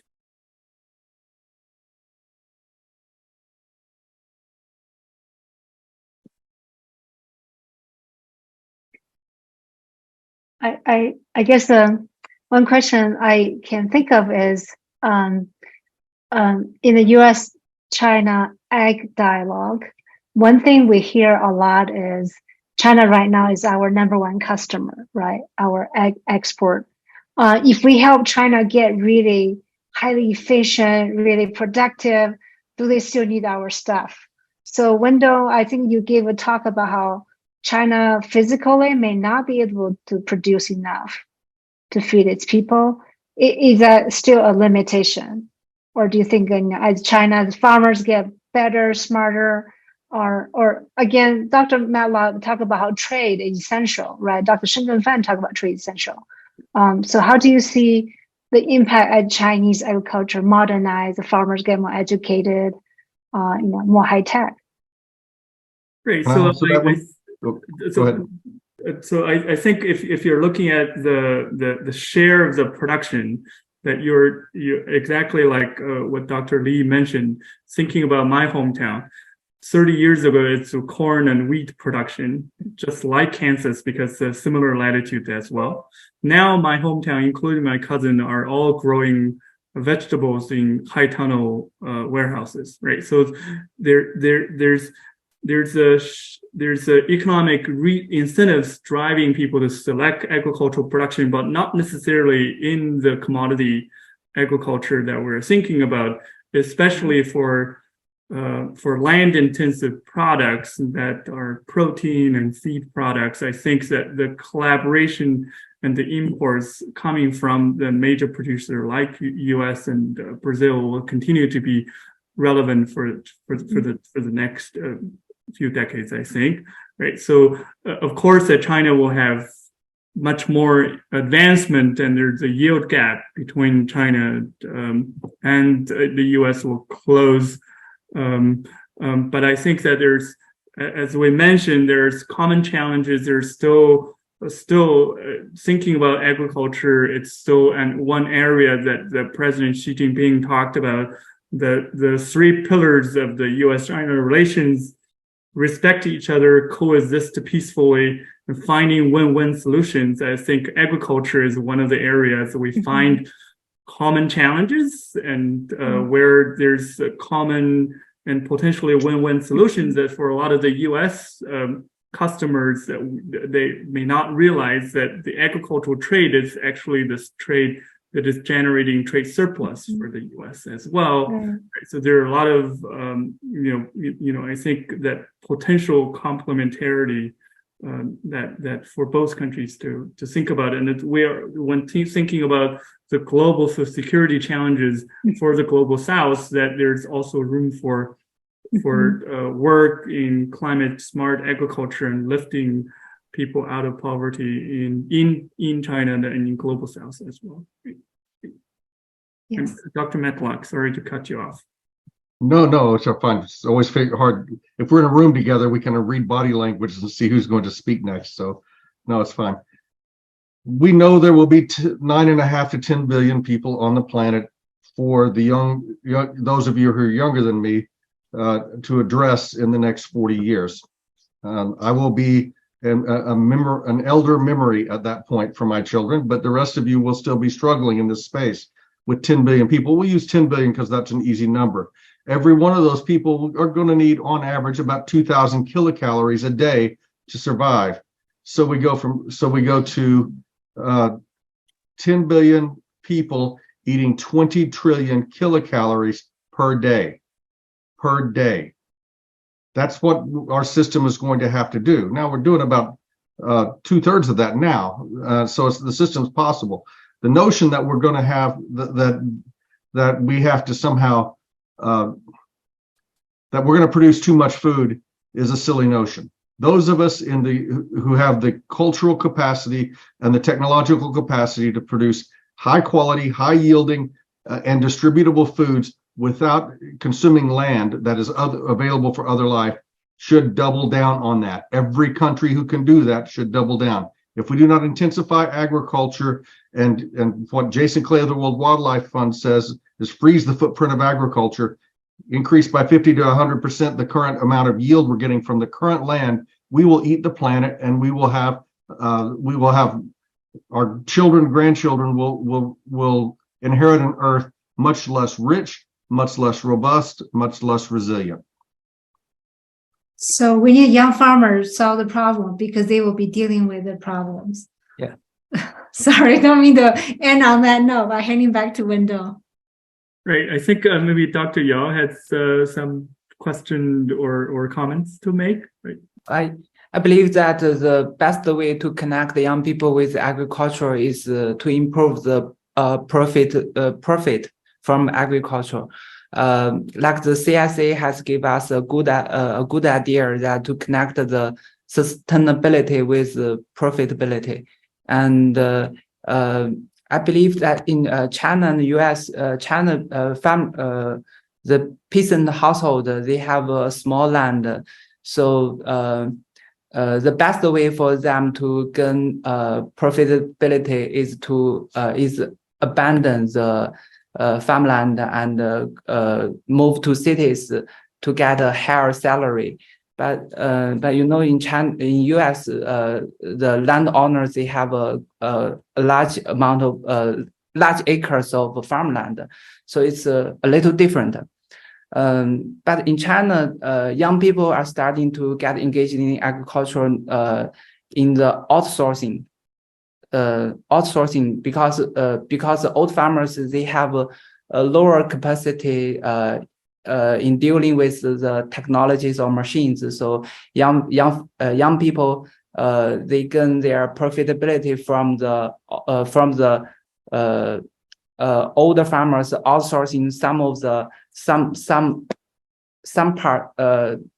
part of the agriculture to the machine, to outsourcing the harvesting or planting or pesticide use to young people because they know how to operate the machines.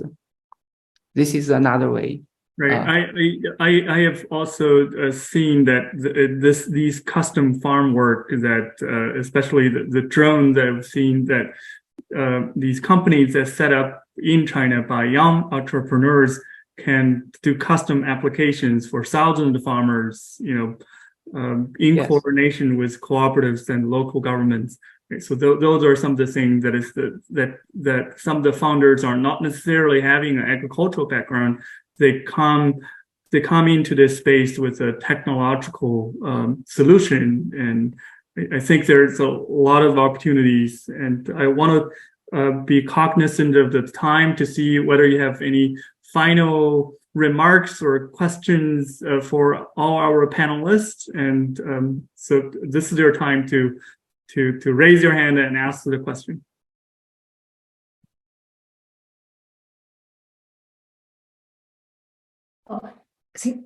If there are no questions, I will take advantage of the last few minutes to thank everyone for participating. Also, again, to mention that we are planning to start an agriculture delegation that include educators, students, and farmers. And so if you have any nominations, suggestions, definitely feel free to connect with us. We hope to make it two-way. So Chinese, again, this might make agriculture fashionable in China, attractive. You get to go visit the United States. And for the US, you get to see, like USDA always remind me that they have the largest team for agriculture service is in China, because this is a big market, a lot of changes. Again, to be plugged into the global market is very important for US ag field. Again, thank you everyone for your time. and have a good evening, good rest of your day, and stay in touch. Thank you. Thank you. Thank you. Looking forward to seeing everyone in person Yes. through the Yes. delegation and other opportunities. Yes. Thank you so Yes. much. Thank you. Bye-bye. Bye. Bye.